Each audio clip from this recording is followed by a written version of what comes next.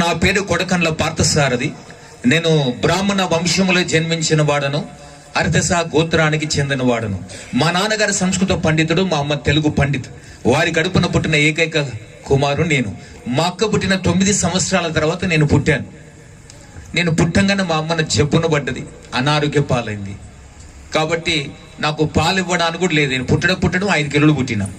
ఇక 5 కిలోలు కూడా తీయడం వస్తారు వాళ్ళు. ముందే అమ్మకు అనారోగ్యం, కడుపుల ప్రాబ్లం వచ్చింది. ఆ పల్ల అని ఆ కాలంలో ఉంటుండే ప్రాబ్లం. దాన్ని బట్టి మా అమ్మ నన్ను మోయకపోతుండే, పాలు కూడా ఇచ్చేది కాదు. కష్టతరం నన్ను మోయడం. కాబట్టి ఆ విధంగా నేను పుట్టిన కొద్ది మాసాలకు, అంటే ఒక 1 ఇయర్ ఉండొచ్చు, 1.5 ఇయర్ ఎప్పుడు కానీ తెలియదు. మా అమ్మ చనిపోయింది. మా అమ్మ పోలిక కూడా నాకు తెలియదు. కాబట్టి నేను మా తండ్రి గారే నన్ను తండ్రిగా ప్రేమించి నన్ను పెంచి పెద్దవాడిని చేశాడు. కాబట్టి చిన్నప్పటి నుంచి బ్రాహ్మణ కులములో జన్మించాను గనక, అర్ధస గోత్రానికి చెందినవాడు గనక ఈ పూజ పునస్కార యజ్ఞాలు యాగాలు రోజు ఉదయం లేచి 4 గంటలకు 5 గంటలకు లేచి స్నానం చేసి మడిగట్టుకొని పూజలు పునస్కారాలు ఇంట్లో చేసేవాడిని. ఆ విధంగా నా భక్తి దైనందిన జీవితంలో సాగుతుంది. స్కూల్కి వెళ్ళేవాడిని, స్కూల్లో చదువుతున్న వాడిని. స్కూల్లో చదువుతున్నప్పుడు ఎవడైనా అప్రాస్తుడు, అంటే ఒకవేళ పాపి కానీ కులం తక్కువడు కానీ ఎవడన్నా తాకుతే ఆ పాపం నాకు చుట్టుకోగలే అని చెప్పేసి ముందే మా నాన్నగారు చాలా కేర్ఫుల్గా దాన్ని చేసేవాడు. కాబట్టి అవన్నీ నేను చేసుకుంటూ వాళ్ళందరికీ చాలా త్వరగా ఉన్నాను. అయితే క్లాసులో ప్రతిసారి సార్ ఏం చెప్పినా నేను ఫస్ట్ ఉండేవాడిని. ఏదైనా క్వశ్చన్ వేసాను ఫస్ట్ ఆన్సర్ ఇచ్చేది నేనే. బట్ నన్ను ముందు బెంచ్లో కూర్చోబెట్టేవాడు. అడిగిన వెంటనే నేను ప్రతి దానికి ఆన్సర్ ఇచ్చేది, సార్ కూర్చోయేవాడు. ఇక వెనక మొద్దులు ఉంటారు కదా ఎట్లయినా, ఇక మొద్దులకు దెబ్బలు పడుతుంటే నేను లోపల కూర్చోయేటోని. బాగా దాస్తున్న కొడుకులు నేను బాగున్నానే అని నా లోపల అది అతిశయం ఆటోమేటిక్ వచ్చేస్తుంది. కాబట్టి ఆ విధంగా నేను క్లెవర్ స్టూడెంట్. అంటే నాకు అన్ని సబ్జెక్టులు 90 అబోవ్ ఉంటుంది. కానీ ఒక ఇంగ్లీష్ ఒకటే నాకు నచ్చదు. నాకు ఎప్పుడు ఇంగ్లీష్ చదివేటప్పుడల్లా ఎవడు పెట్టినరా, అది నా తెలుగు కాదు, నా భాష కాదు, ఇది ఇంగ్లీష్ పెడతారు, దీన్ని చదువుమంటారు, ఇది చదవకపోతే దెబ్బలు పడతాయి, ఫెయిల్ అవుతాయి, ఇదేం కథ, మన భాష కూడా కాదు, ఎందుకు పెట్టిన దీంట్లో అనిపించేది నాకు. కానీ సబ్జెక్ట్లో ఉన్నది కనుక చదవక తప్పదు కనుక ఇక చదివేవాడిని. అన్నిట్లో 80-90 పైన ఉంటాయి, దీంట్లో మాత్రం 50 ఉంటాయి సగం. ఏదో సబ్జెక్ట్ కాబట్టి చదివాను, కాబట్టి అలా పాస్ అవుతూ వచ్చేవాడిని. కాబట్టి ఆ విధంగా నేను క్లాసులో క్లెవర్ స్టూడెంట్ వల్ల అన్ని చెప్పడం వలన పక్కనున్న నా స్నేహితులకు అందరికి దెబ్బలు పడాయి. చూడరా పార్థసారథి ఎంత బాగా చెప్పేవాడు, అసలు దరిద్రులారా ఎట్లున్నారా మీరు, ఒక్కడు కూడా మొద్దు ముఖంలారా, చదవరారా ఇంటికాడ అని చెప్పేవాడిని కొట్టేది. కాబట్టి నాకు ఒక చిన్న పిల్లక ఉండేది ఇంకా స్కూల్లో వెళ్ళి. కాబట్టి వీళ్ళు వెనక పెంచి వాళ్ళు ఏం చేస్తారు, ఇక ఈ అమ్మాయి వీడు బాపనుడు ఊకే చెప్తారు, మనకు దెబ్బలు పడతాయి ఏమరా అని చెప్పి కోపం వచ్చి ఊకే పిల్లక గుంజేటారు. అది సహజమే ప్రతి స్కూల్. నాకు అట్లా ఇస్తే నాకు బాధ అనిపించేది. సార్ వీడు అది చేస్తుంటారు అంటే ఏమరా అట్లా చేస్తున్నావు అని దెబ్బలు పడేటి. ఆయన ఆ విధంగా చేసేవారు. తర్వాత నేను ఆన్సర్ ఇస్తున్న కొద్ది కాలానికి ఏం చేశారంటే, ఇక వీడు ఇట్లా ఇంట్లో నేను అప్పుడు 5 కిలోలు పుట్టాను కదా. 5 కిలోలు పుట్టినా 7వ క్లాస్కి వచ్చే లోపల 112 కిలోలు ఉన్నా. అంటే ఒక చిన్నపాటి డ్రమ్ అన్నట్టు ఇట్లా ఊగేటి అని, అంత హెవీ 112 కిలోలు, అంత పర్సనల్ అంటున్నారు. కాబట్టి వీళ్ళు ఏం చేస్తారని ఆన్సర్ ఇస్తున్నాడు వీడు చెప్పి మనకు దెబ్బలు పడుతుందని చెప్పి పాపను ఇక నన్ను వెనక వెనకకు లంచ్ బెల్ వింటర్ బెల్గా ఇంటికి తీసుకుపోయి నా పక్కలు గుద్దెట్టోళ్ళు. ఈ పక్కలు మనం పప్పు కూర తింటే అంత మెత్తగానే ఉంటుంది కాబట్టి ఇక బాగా నొప్పులు వేసేటి, ఎంతగా కొడుతున్నారని. ఇక ఒక్కోసారి నాకు ఆన్సర్ తెలిసినా నేను చెప్పకపోయేవాడిని. ఎందుకు మీరు చెప్పమంటారు, చెప్పినాక ఈడదంతాడు, చెప్పకపోతే ఆయనది అంటాడు, ఇదెందుకు కూడా అని చెప్పేసి చెప్పకుండా శైలి చేతులు కిందకి వేస్తే అడిగేవారు సార్, అందరు ఎవరు చెప్పరారా ఆన్సర్ అంటే ఎవరు చెప్పలే. పర్సన్ నీకు రాదా అంటే వస్తుంది, మరి ఎందుకు చెప్తలేవు, బాగానే చెప్పమంటావు సార్, చెప్పినాక ఈడు దెబ్బ లంచ్ బెల్కుంటే ఈడు కొడుతున్నాను వీళ్ళు తీసుకుపోయాను. కానీ అప్పుడు సార్ కూడా రే ఏంద్రా అట్లా అని. కొద్ది రోజుల తర్వాత నేను స్కూల్కి పోలేదు, ఈ పిల్లక ఊకే గుంచుతున్నారు, నాకు కొద్దే వద్దని. మా నాన్న లేదు మనం ఏమనుకుంటున్నావు, అది ఉండాలి మనకు, నువ్వు ఉండులేదు, నేను స్కూల్కి పోవాలంటే ఇది వద్దని. అట్లా నేను అది తీపిచ్చేసుకున్నాను. దాని తర్వాత ఈ దెబ్బలు పడే బాధ నుంచి కూడా తప్పింది. ఇది నా జీవన విధానం. క్లాసులో క్లెవర్గా, ఇంట్లో ఒక మంచి పిల్లోడుగా ఉండేవాడిని, ఆ విధంగా చదువుతుండేవాడిని. కానీ లోపల ఈ పాపపు కార్యాలు అనేక ఉండేటి, అది బయటికి కనబడలేదు. 3 పూటల స్నానం చేసేవాడిని, కాబట్టి చాలా బాగుండేవాడిని. నేనే రోజుకు 3 ఈ కుంకుమ పసుపార్చన ఈ 3 ఏళ్ళకు ఉండేది. ఎప్పుడు గోర్లలో కూడా పసుపు కుంకుమ ఉండేది. అంత రోజు పుష్పార్చన కుంకుమార్చన ఇలా అర్చనలు చేసుకుంటూ భక్తి చేసుకుంటూ నడిచేవాడిని. అంత పూజలు పునస్కార యజ్ఞాలు యాగాలు బాగానే చేస్తున్నాను, అంత బాగానే ఉన్నది. అయితే నేను 7 ఫాస్ 8కి వచ్చే లోపల అది 114 కిలోలుగా ఆ స్థాయికి వచ్చేసిన. అప్పటికి చిన్నపాటి డ్రమ్ అన్నట్టు. ఆ విధంగా అయితే నా స్నేహితులందరూ ఏం చేశారంటే, ఈ బాపునోడు వీడు ఉన్నంత కాలం మనకు దెబ్బలు పడక తప్పదురా, వీనితోటి చదవకపోవు మనం పాడదు, ఆడదాకా వీడు కొట్టి చంపుతారు సార్లు మనం కవసరి అని. ఏం చేస్తారో తెలియదు కానీ ఒకరోజు స్కూల్లో ఆడుకునే టైంలో గ్రౌండ్లో ఆడుకుంటున్నాం. నేను రాణిగంజ్లో హైదరాబాద్లో పుట్టాను. అక్కడ ఆడుకున్న టైంలో అక్కడ నా స్నేహితుడు వచ్చి అందరం ఆడుకుంటున్నాం, సిగరెట్ తాగమన్నాడు. నాకు అలవాటు లేదు సిగరెట్ అని అన్నాను. తాగుతావా లేదా, 4 చుట్టూరుగా తిరిగిరు. వాము మళ్ళీ పక్కన గుర్తారు, ఇదేం బాధరా అని చెప్పేసి, అరే నాకు అలవాటు లేదురా అంటే కూడా నేనే ముట్టిస్తాను, నేనే పట్టుకుంటాను, గుంజు అంతే అన్నాడు. ఎంత గుంజాలు మనకు తెలియదు, సిగరెట్ తాగే అలవాట్లేదు కాబట్టి వాడే ముట్టించింది, వాడికి పెట్టిండు నోట్లో. పెట్టే లోపల గుంజుమన్నాడు కదా అని నా బలం అంతా గుంజేసిన దాన్ని. గుంజే లోపల సగం సిగరెట్ కాలింది, పొగంతో లోపలికి పోయింది, బయటికి దగ్గొచ్చింది, తర్వాత చక్కెర వచ్చింది. ఏమైందో తెలియదు, పడిపోయినా. తర్వాత ఎప్పుడు తీసుకొచ్చి ఇంట్లో పడేసారో నాకు తెలియదు, వాళ్ళు ఎవరు తెచ్చారో కూడా తెలియదు. అంత సోయి లేకుండా పడిపోయినా. ఇటు సిగరెట్గా పడిపోయారట, ఆ సిగరెట్ నాకు కూడా తెలియదు. అప్పుడు పడేసిన. తర్వాత తెల్లారి ఆ రోజు సాయంత్రం నన్ను తీసుకొచ్చి పండబెట్టారు. ఎవరు పండబెట్టారో తెలియదు. రాత్రి లేపుతున్నారు, ఇట్లా చూస్తున్నాం, మళ్ళీ పండుకుంటున్నాం, మళ్ళీ పొద్దుగా లేపుతున్నారు, మళ్ళీ చూస్తున్నాం, మళ్ళీ పండుకున్నాం, కానీ లేస్తలేదు. అంత మత్తున్నది. ఇవాళ సాయంకాలం నన్ను ఇంట్లో పండబెడితే రేపు సాయంత్రం 4:30కి లేచిన. ఏంది ఇంత, అది అప్పుడు లేచి స్నానం చేస్తున్నా. నేను స్కూల్కి వెళ్ళాలి కదా, పొద్దుగా అవుతుంది కదా అనుకుంటున్నా.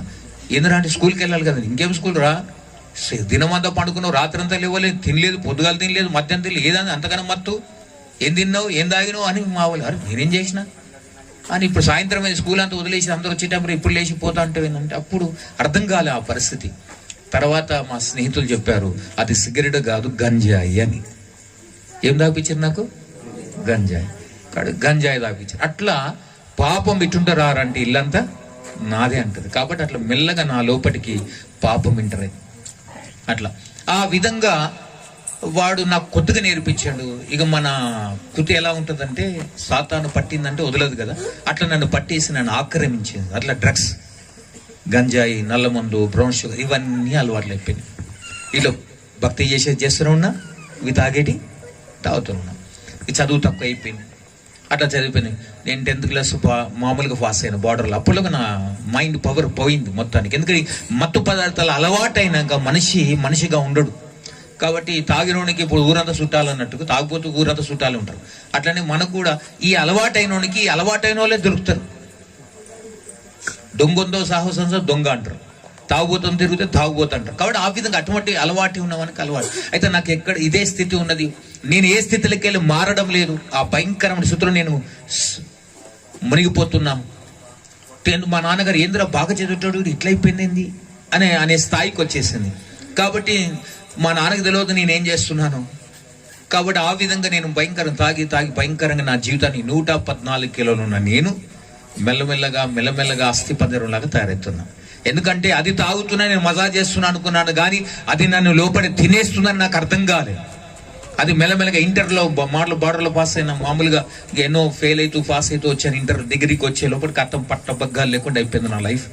అసలు దాన్ని ఎవరు పట్టించలేరు. ఆ విధంగా మా నాన్నగారు చూసి, ఎందురా బాపని కులములు పుట్టిన అజ్జతీయనికి పుట్టినావురా, లోకం అంతా ఎక్కడ పడి పంతులు గారిని కొడుకు అక్కడ బయటపోయినండి ఎలా ఉంటుందిరా నాకు ఇజ్జత్, ఎందుకు రైళ్ళ చేసినావు అంటే, నాకు అది అలవాటైంది. ఎట్లా అలవాటైందో తెలియదు, కానీ నన్ను పట్టిందని వదులుతలేదు. ఇది నేను మానాలనుకున్నాను కానీ మానలేకపోతున్నా, నా పరిస్థితి అని అన్నప్పుడు అప్పుడు మా నాన్నగారు, మా నాన్న అంటే పంచప్రాణాలు, ఎందుకంటే ఆయన్నే కని పెంచి పెద్ద చేశాడు కనుక ఈ పాదాలు పట్టుకుని ఏడుస్తున్నా, నాన్న నన్ను క్షమించు, నేను మానాలనుకున్నాను కానీ మానలేక చిన్నప్పటి నుంచి లేత హృదయంలో అలవాటైందా నాకు ఇది, నన్ను వదులుతలేదు అంటే మా నాన్న కూడా బాధపడి, అయ్యో కన్న కొడుకు ఇట్లా అయిపోయింది కదా పరిస్థితి అని చెప్పేసి ఎక్కడికైనా తీసుకొచ్చి బాగు చేద్దామని ఎన్నో పుణ్యక్షేత్రాలు తిప్పాడు. తిరుపతి వెళ్ళాను, యాదగుట్టకు పోయాను, పుణ్యక్షేత్ర గంగాకు వెళ్ళాను, అక్కడ మునిగాడు ఇక్కడ మునిగా అన్ని చేశాను, అన్ని కార్యక్రమాలను చేశాను. ఎక్కడ పోయినా చేసినంతసేపు బాగుంటున్నాను, తర్వాత మళ్ళీ అదే అలవాటు, అదే స్థితి ఉన్నది. దీంట్కెళ్ళి బయటికి రాలేకపోతున్నా. దాహం అయితే నీళ్ళు ఎలా తాగలను అలా తాగాలి నేను. అది తాగకపోతే నా చేతులు వణికిపోతాయి, నా పిచ్చెక్కుతుంది, మైండ్ పని చేయదు. ఆ టైంలో ఒకరిని చంపడమా లేదా నన్ను చంపుకోవడమా ఏదో ఒకటి జరుగుతుంది, ఒక అఘాయిత్యం చెయ్యాలి. అది లేకపోతే నాకు ఎవరైనా వద్దు అన్నారంటే ఆ రోజున వారిని ఏం చేస్తున్నది ఆ విధమైన పరిస్థితి. నేను చాలా భయంకరమైన పరిస్థితి. నిజంగా ఏ తండ్రికి ఏ కొడుకుకు ఆ పరిస్థితి రాకూడదు, అంత భయంకరం. డ్రగ్స్ అనేది చాలా డేంజర్ అండి. ఆ భయంకరమైన డ్రగ్స్ అది నన్ను ఏం చేస్తుంది, కలకత్తగా తీసుకుపోయింది, బాంబే తీసుకుపోయింది. డ్రగ్స్ విషయంలో చాలా చెడ్డగా అంటే భయంకరమైన స్థితి తీసుకెళ్ళాలి. ఆ విధంగా డ్రగ్స్ వల్ల నా జీవితము, నా యవ్వన ప్రాయం, నా చదువు అంతా వెళ్ళిపోయింది. కాబట్టి ఈ విధంగా నేను కొట్టుమిట్టాడుతున్న ఆ పరిస్థితులకి వెళ్ళి నన్ను విడిపించేవారు లేరు. మా నాన్నగారు ఏం చేసిన, ఎక్కడికి పోయిన ఎత్తులో ఏందిరా ఇది, భక్తి చేసిన పూజ చేసినంతసేపు బాగానే ఉంటున్నాను, పూజ అయిపోయిన వెంటనే తాగాలి, లేకపోతే పిచ్చెక్కుతుంది. ఆ స్థానంలో నేను ఉండేవాడిని కాదు, పరిగెత్తేవాడిని. దేవాలయం నా పక్కకి వెళ్ళిపోయి ఎక్కడన్నా స్వాములు బాబాలు ఉంటే వాళ్ళ దగ్గర తాగుతూ వాళ్ళ దగ్గర తీసుకొని తాగేటాను. వాళ్ళకే చెప్తాను మీరు డూప్లికేట్ తాగుతారని. వాళ్ళు పరిచయం, ఇదేంద్ర ఇంత వయసు నీకు ఎట్లా తెలుసురా అండి. కాబట్టి నేను తాగేది చాలా పవర్ఫుల్ తాగేవాడిని. అది కలకత్తాలో దొరుకుతుంది, బాంబేలో దొరుకుతుంది, హైదరాబాద్లో ఒకే అడ్డలో దొరుకుతుంది. ఇట్లా అడ్డలని నాకు తెలుసు ఎక్కడెక్కడ ఉండే. నా స్నేహితుడు ఉన్నాడు సుధీర్, జ్యోతిరాజు, వాడిని పట్టుకొని వాడితో వారిద్దరం కలిసి తాగేవాడు, వాడిని నా అసిస్టెంట్. అప్పుడు ఆ విధంగా స్థితి అయిపోయింది. నా జీవితం అంతా భయంకరమైన పరిస్థితికి దిగజారిపోయింది. మా నాన్నగారు ఎట్లరా నువ్వు మారాలి, ఎట్లా మారుతావు అంటే నేను కూడా మారాలనే ఉన్నది కానీ మార్పు రాలేకపోతున్నాను. అప్పుడు మా నాన్నగారు ఎవరు ఎట్లా చేయాలి, వీని పరిస్థితి ఎట్లా మార్చాలని ఆలోచిస్తుంటే స్నేహితులు, మా నాన్నగారు స్నేహితులు, పంతులు గారు ఏం లేదండి నా కొడుకు మారాలంటే ఒకటి ఏరియా మారాలండి, ఏరియా బస్తీ మారాలి అంటే ఈడ ఉంటే వీడు ఇటువంటి వాళ్ళ సోపుతున్నారు కాబట్టి బస్తీ మార్చండి మంచిగా అవుతాడంటే సరే అని వేరే బస్తీ తీసుకువెళ్ళాను. నల్లగుట్ట నుంచి పార్సిగుట్ట తీసుకుపోయాను. ఇది గుట్టని అది గుట్టని, ఇది నల్లగుట్ట అది పార్సిగుట్ట. ఆడ తీసుకుపోగానే ఇక తాగుబోతు కూరంతా చుట్టాలన్నట్టు ఆడపోగానే తాగేటోడు అంతా నాకు తెలిసిపోతుంది కదా. ఇప్పుడు గంజాయి తాగేటోడు, డ్రగ్స్ తాగేటోడు వాడిని చూడంగానే వీడు నా ఓడే కేటగిరీ అని అర్థమైపోతుంది నాకు. అటువంటి వాళ్ళు సోపతి అటువంటి వాళ్ళు దొరుకుతారు నాకు. అక్కడ పోయినా కూడా అక్కడ ఒకరి ఇంట్లో పెట్టాడు, మా బంధువుల ఇంట్లో పెట్టి జర దయచేసి చూడండి వీన్ని. మా నాన్న దూరంగా డ్యూటీ చేసేవాడు, ఆయన master, cook master, sweet maker ఆయన చాలా, వాడు చూడండి అని చెప్పేవాడు. ఆ విధంగా చేసేవాడు. కాబట్టి మా నాన్న ఎప్పుడు వారానికి ఒకసారి వచ్చింది. బంధువులు చూడండి, బంధువులు ఏం చూస్తారు, నేను ఎప్పుడు పోయి ఎప్పుడు వస్తున్నో రానో వాళ్ళకి తెలియదు ఆ స్థితి. కాబట్టి అక్కడ పోయినా కూడా చెడు స్నేహం, అదే తాగుడు తందనాలు. మా ఏరియా మారినా మారలేదు, ఎక్కడ పోయినా మార్పు చెందలేకపోతే మా నాన్న ఎప్పుడు మారుతావురా, ఎలా మారుతావురా, నువ్వు చచ్చన్న పోతే బాగుండు కదరా. అక్కడ ఇజ్జతంతా చేసినావు. పంతులు గారిని కొడుకు అక్కడ పడిపోయాడు, పంతులు గారు ఇక్కడ పడిపోయినాను అంటుంటే ఎంత అవమానం ఉంటుంది. అసలు నువ్వు చనిపోతే బాగుండు కదరా అని ఏడ్చాడు మా నాన్నగారు. నాకు కూడా ఏడుపు వస్తుంది, బాధ అవుతుంది. నేను మానాలనుకుంటున్నాను కానీ మానలేకపోతున్నాను నాన్న అన్నప్పుడు మా నాన్నగారు ఎలా చేయాలి వీని అర్థమైతే లేదు. కన్న కొడుకు భయంకర స్థితి దిగజారిపోయాడు. తెల్లగా 112-14 కిలోలు నేను మెల్లమెల్లగా అస్థి పంజరం అయిపోయింది నా బతుకంతా. అప్పుడు మా నాన్నగారు ఏం చేయాలి అర్థం కానప్పుడు ఒక స్నేహితుడు ఒక సలహా ఇచ్చాడు. పంతులు గారు మీరు జనరల్గా అక్కడికి బోరు కానీ నేను ఒక మాట చెప్తా, మీ కొడుకు బాగా కావాలంటే మీరు ఒక దగ్గర చెప్తాను, అక్కడ తీసుకువెళ్ళండి అని చెప్పాను. అప్పుడు నన్ను ఒక దగ్గర తీసుకువెళ్ళారు, మదీనా దగ్గర తీసుకెళ్ళారు. మా నాన్నగారు అక్కడికి నేను బోన్ అంటున్నాను. ఏం లేవు పంతులు గారు మీరు ఏం చేయకండి, వాడే బాగు చేస్తే నీ కొడుకు బాగా అయిపోతాడంటే బాగా అవుతున్నా ఎంత దూరం అని పోతాను కదా ఎవరైనా. కాబట్టి బాగా అవుతాడు అన్నాడు కదా మా కొడుకు అని చెప్పేసి మా నాన్న అక్కడ తీసుకుపోయాడు. మదీనా తీసుకుపోతే అక్కడ భోగినాయి వానికి ముందే చెప్పి పెట్టినట్టుండు. వాడే మంత్రిగాడు, వాడు పెద్దగా ఒళ్ళంతా పసుపు రుద్దుకున్నాడు, గోషి కూడా కట్టుకున్నాడు, ఎంటకలంతా ఎరబోసుకున్నాడు. అందరికీ లైన్ ఉన్నది అప్పటికే వాని దగ్గర. నన్ను తీసుకువెళ్ళాడు. ఇప్పుడు అందరు లైన్ కూర్చున్నారు పేషెంట్ కానీ ఎవరు చూస్తలేరు వాడు. కాబట్టి నేను బొంగని పంతులు గారు నమస్కారం అని చెప్పి మా నాన్నగారు కాలు ముఖ నీకోసం ఏ అప్రాచ్యుడా నన్ను ముట్టకన్నాడు మా నాన్నగారు. చెంపిలి పంతులు గారు నీ గురించి చెప్పారు, ఏం భయపడకు, వీడేనా నీ కొడుకు బాగైతాడు, ఈ రోజున మంచిగా అవుతాడులే అని. నేను కూడా బాగైతాడు, వీడు బాగా చేస్తాడు అని అనుకుంటే మనకు తెలియదు కదా. అసలు బాపు నువ్వు ఇవ్వని కాలు మొక్కరు, అందరూ మా కాళ్ళ మొక్కలుగా ఇవ్వని కాలు మొక్కం. కాబట్టి ఆ విధంగా మా నాన్నగారు వాడు మొక్కనికి వస్తే మొక్కకు నన్ను తాకక్కని అన్నాడు. సరే వాడు కుర్చేసి ఆడ కూర్చోబెట్టిండు, అట్లనే కూర్చోబెట్టిండు. వాడు ఎదురు కూర్చున్నాడు. ముందట ఒక అద్దం ఉన్నది, పసుపు ఉంది, కుంకుమ ఉంది, జీడిలు, నిమ్మకాయలు ఉన్నాయి, తర్వాత యాపకొమ్మలు ఉన్నాయి, ఇవన్నీ ఉన్నాయి, నిమ్మకాయలు ఇవన్నీ ఉన్నాయి. తర్వాత నన్ను ఇక్కడ ఒక పీట వేసిండు, వాడు అక్కడ పీట ఇవన్నీ ఉన్నాయి, మధ్యలో ఈడ కూర్చోబెట్టున్నాడు. కూర్చోబెట్టాక షెట్ ఇప్పు అన్నాడు. వీడన్నా కూర్చోలేను, షెట్ ఇప్పు అంటే మా నాన్న దగ్గర తిరిగిన ఏంటంటే వాడు ఏం చెప్తా చేయరా నువ్వు బాగా అవుతావు అంటే నేను కూడా బాగా కావాలనుకున్నా కానీ షెట్ ఇప్పినా. దేని ముందు లోపట వీడు పాయింట్ కూడా ఇప్పమంటాడు అన్నా కానీ ఇప్పలేదు, చెప్పలేదు. షెట్ ఇప్పు ఆడబెట్టిన పెట్టగానే వాడు అడుగుతున్నాడు, అడిగే లోపట ఇంకేం చేయమంటాడు అనుకున్నాం. అనుకుని కూర్చున్నాడు. వాడేదో మంత్రం చదివిండు, వాని తెలిసిన భాషలో వాళ్ళు మంత్రం చదివిండు. పసుపు కుంకుమ 2 పట్టుకుంటూ నా ముఖం మీద కొట్టిండు. ఇదంతా నెత్తి మీదకి వెళ్ళి పడ్డది, ఇట్లా దులుపుకుంటున్నాం. దులుపుకుంటా ఇప్పుడు చెప్పు నీ పేరు అని అన్నాడు. అనగానే నేను మా నాన్నకి ఏంటంటే చెప్పురా, ఓకే రైట్, కొడకండ్ల పార్థసారథి అని చెప్పాను. మా నాన్నగారు పెట్టిన పేరు అది కొడకండ్ల పార్థసారథి అని చెప్పాను. చెప్పలపట వాడు మళ్ళీ ఏదో చదివిండు, మా నాన్నకి తిరిగిండు, మళ్ళీ చదివిండు, ఏదో మళ్ళీ నమ్మకం జల్లిండు, నిమ్మకాయ ఈడ కోసిండు, నిమ్మకాయ అంత షోరో ఆడుతుంది కదా, అది ఆరింది. మళ్ళీ ఇప్పుడు చెప్పు నీ పేరు అంటాడు. మా నాన్న ఏంది అని చెప్పురా, కొత్త పేరు నాకేమైనా పెట్టింది, అది పేరు కదా. అని చెప్పేసి ఇక కొడకంలో తీసేసి షార్ట్ కట్లో కే పార్థసారథి అన్న. అనగానే ఈ యాప కొమ్మలు తీసి ఈ పంటకు వచ్చింది. ఇప్పుడు షెట్ లేదు, నాకు మండుతా లేదు, మండుతుంది, బాగా మండుతున్నది. సరే ఇదేం బాధ అనుకున్నా. మా నాన్న దగ్గర పోతుంది బాగా అవుతాం. సరే బాగా అవుతాయి కదా అనుకున్నాం. సరే మళ్ళా వాడు మళ్ళా మంత్రం చదివిండు, ఏదో చదివి మళ్ళీ నిమ్మకాయ నా చుట్టూ తిప్పిండు, నెత్తి మీద కోసి పలగొచ్చిండు. మళ్ళా చేసి ఇప్పుడు చెప్పు నీ పేరు అంటాడు. ఓరి అవ్వ ఎన్నిసార్లు చెప్తారా పేరు అని మళ్ళీ మా నాన్న దగ్గర తిరిగితే చెప్పండి. నాకు కోపం వస్తుంది, యాప మండుతుంది ఈ పంత నాకు.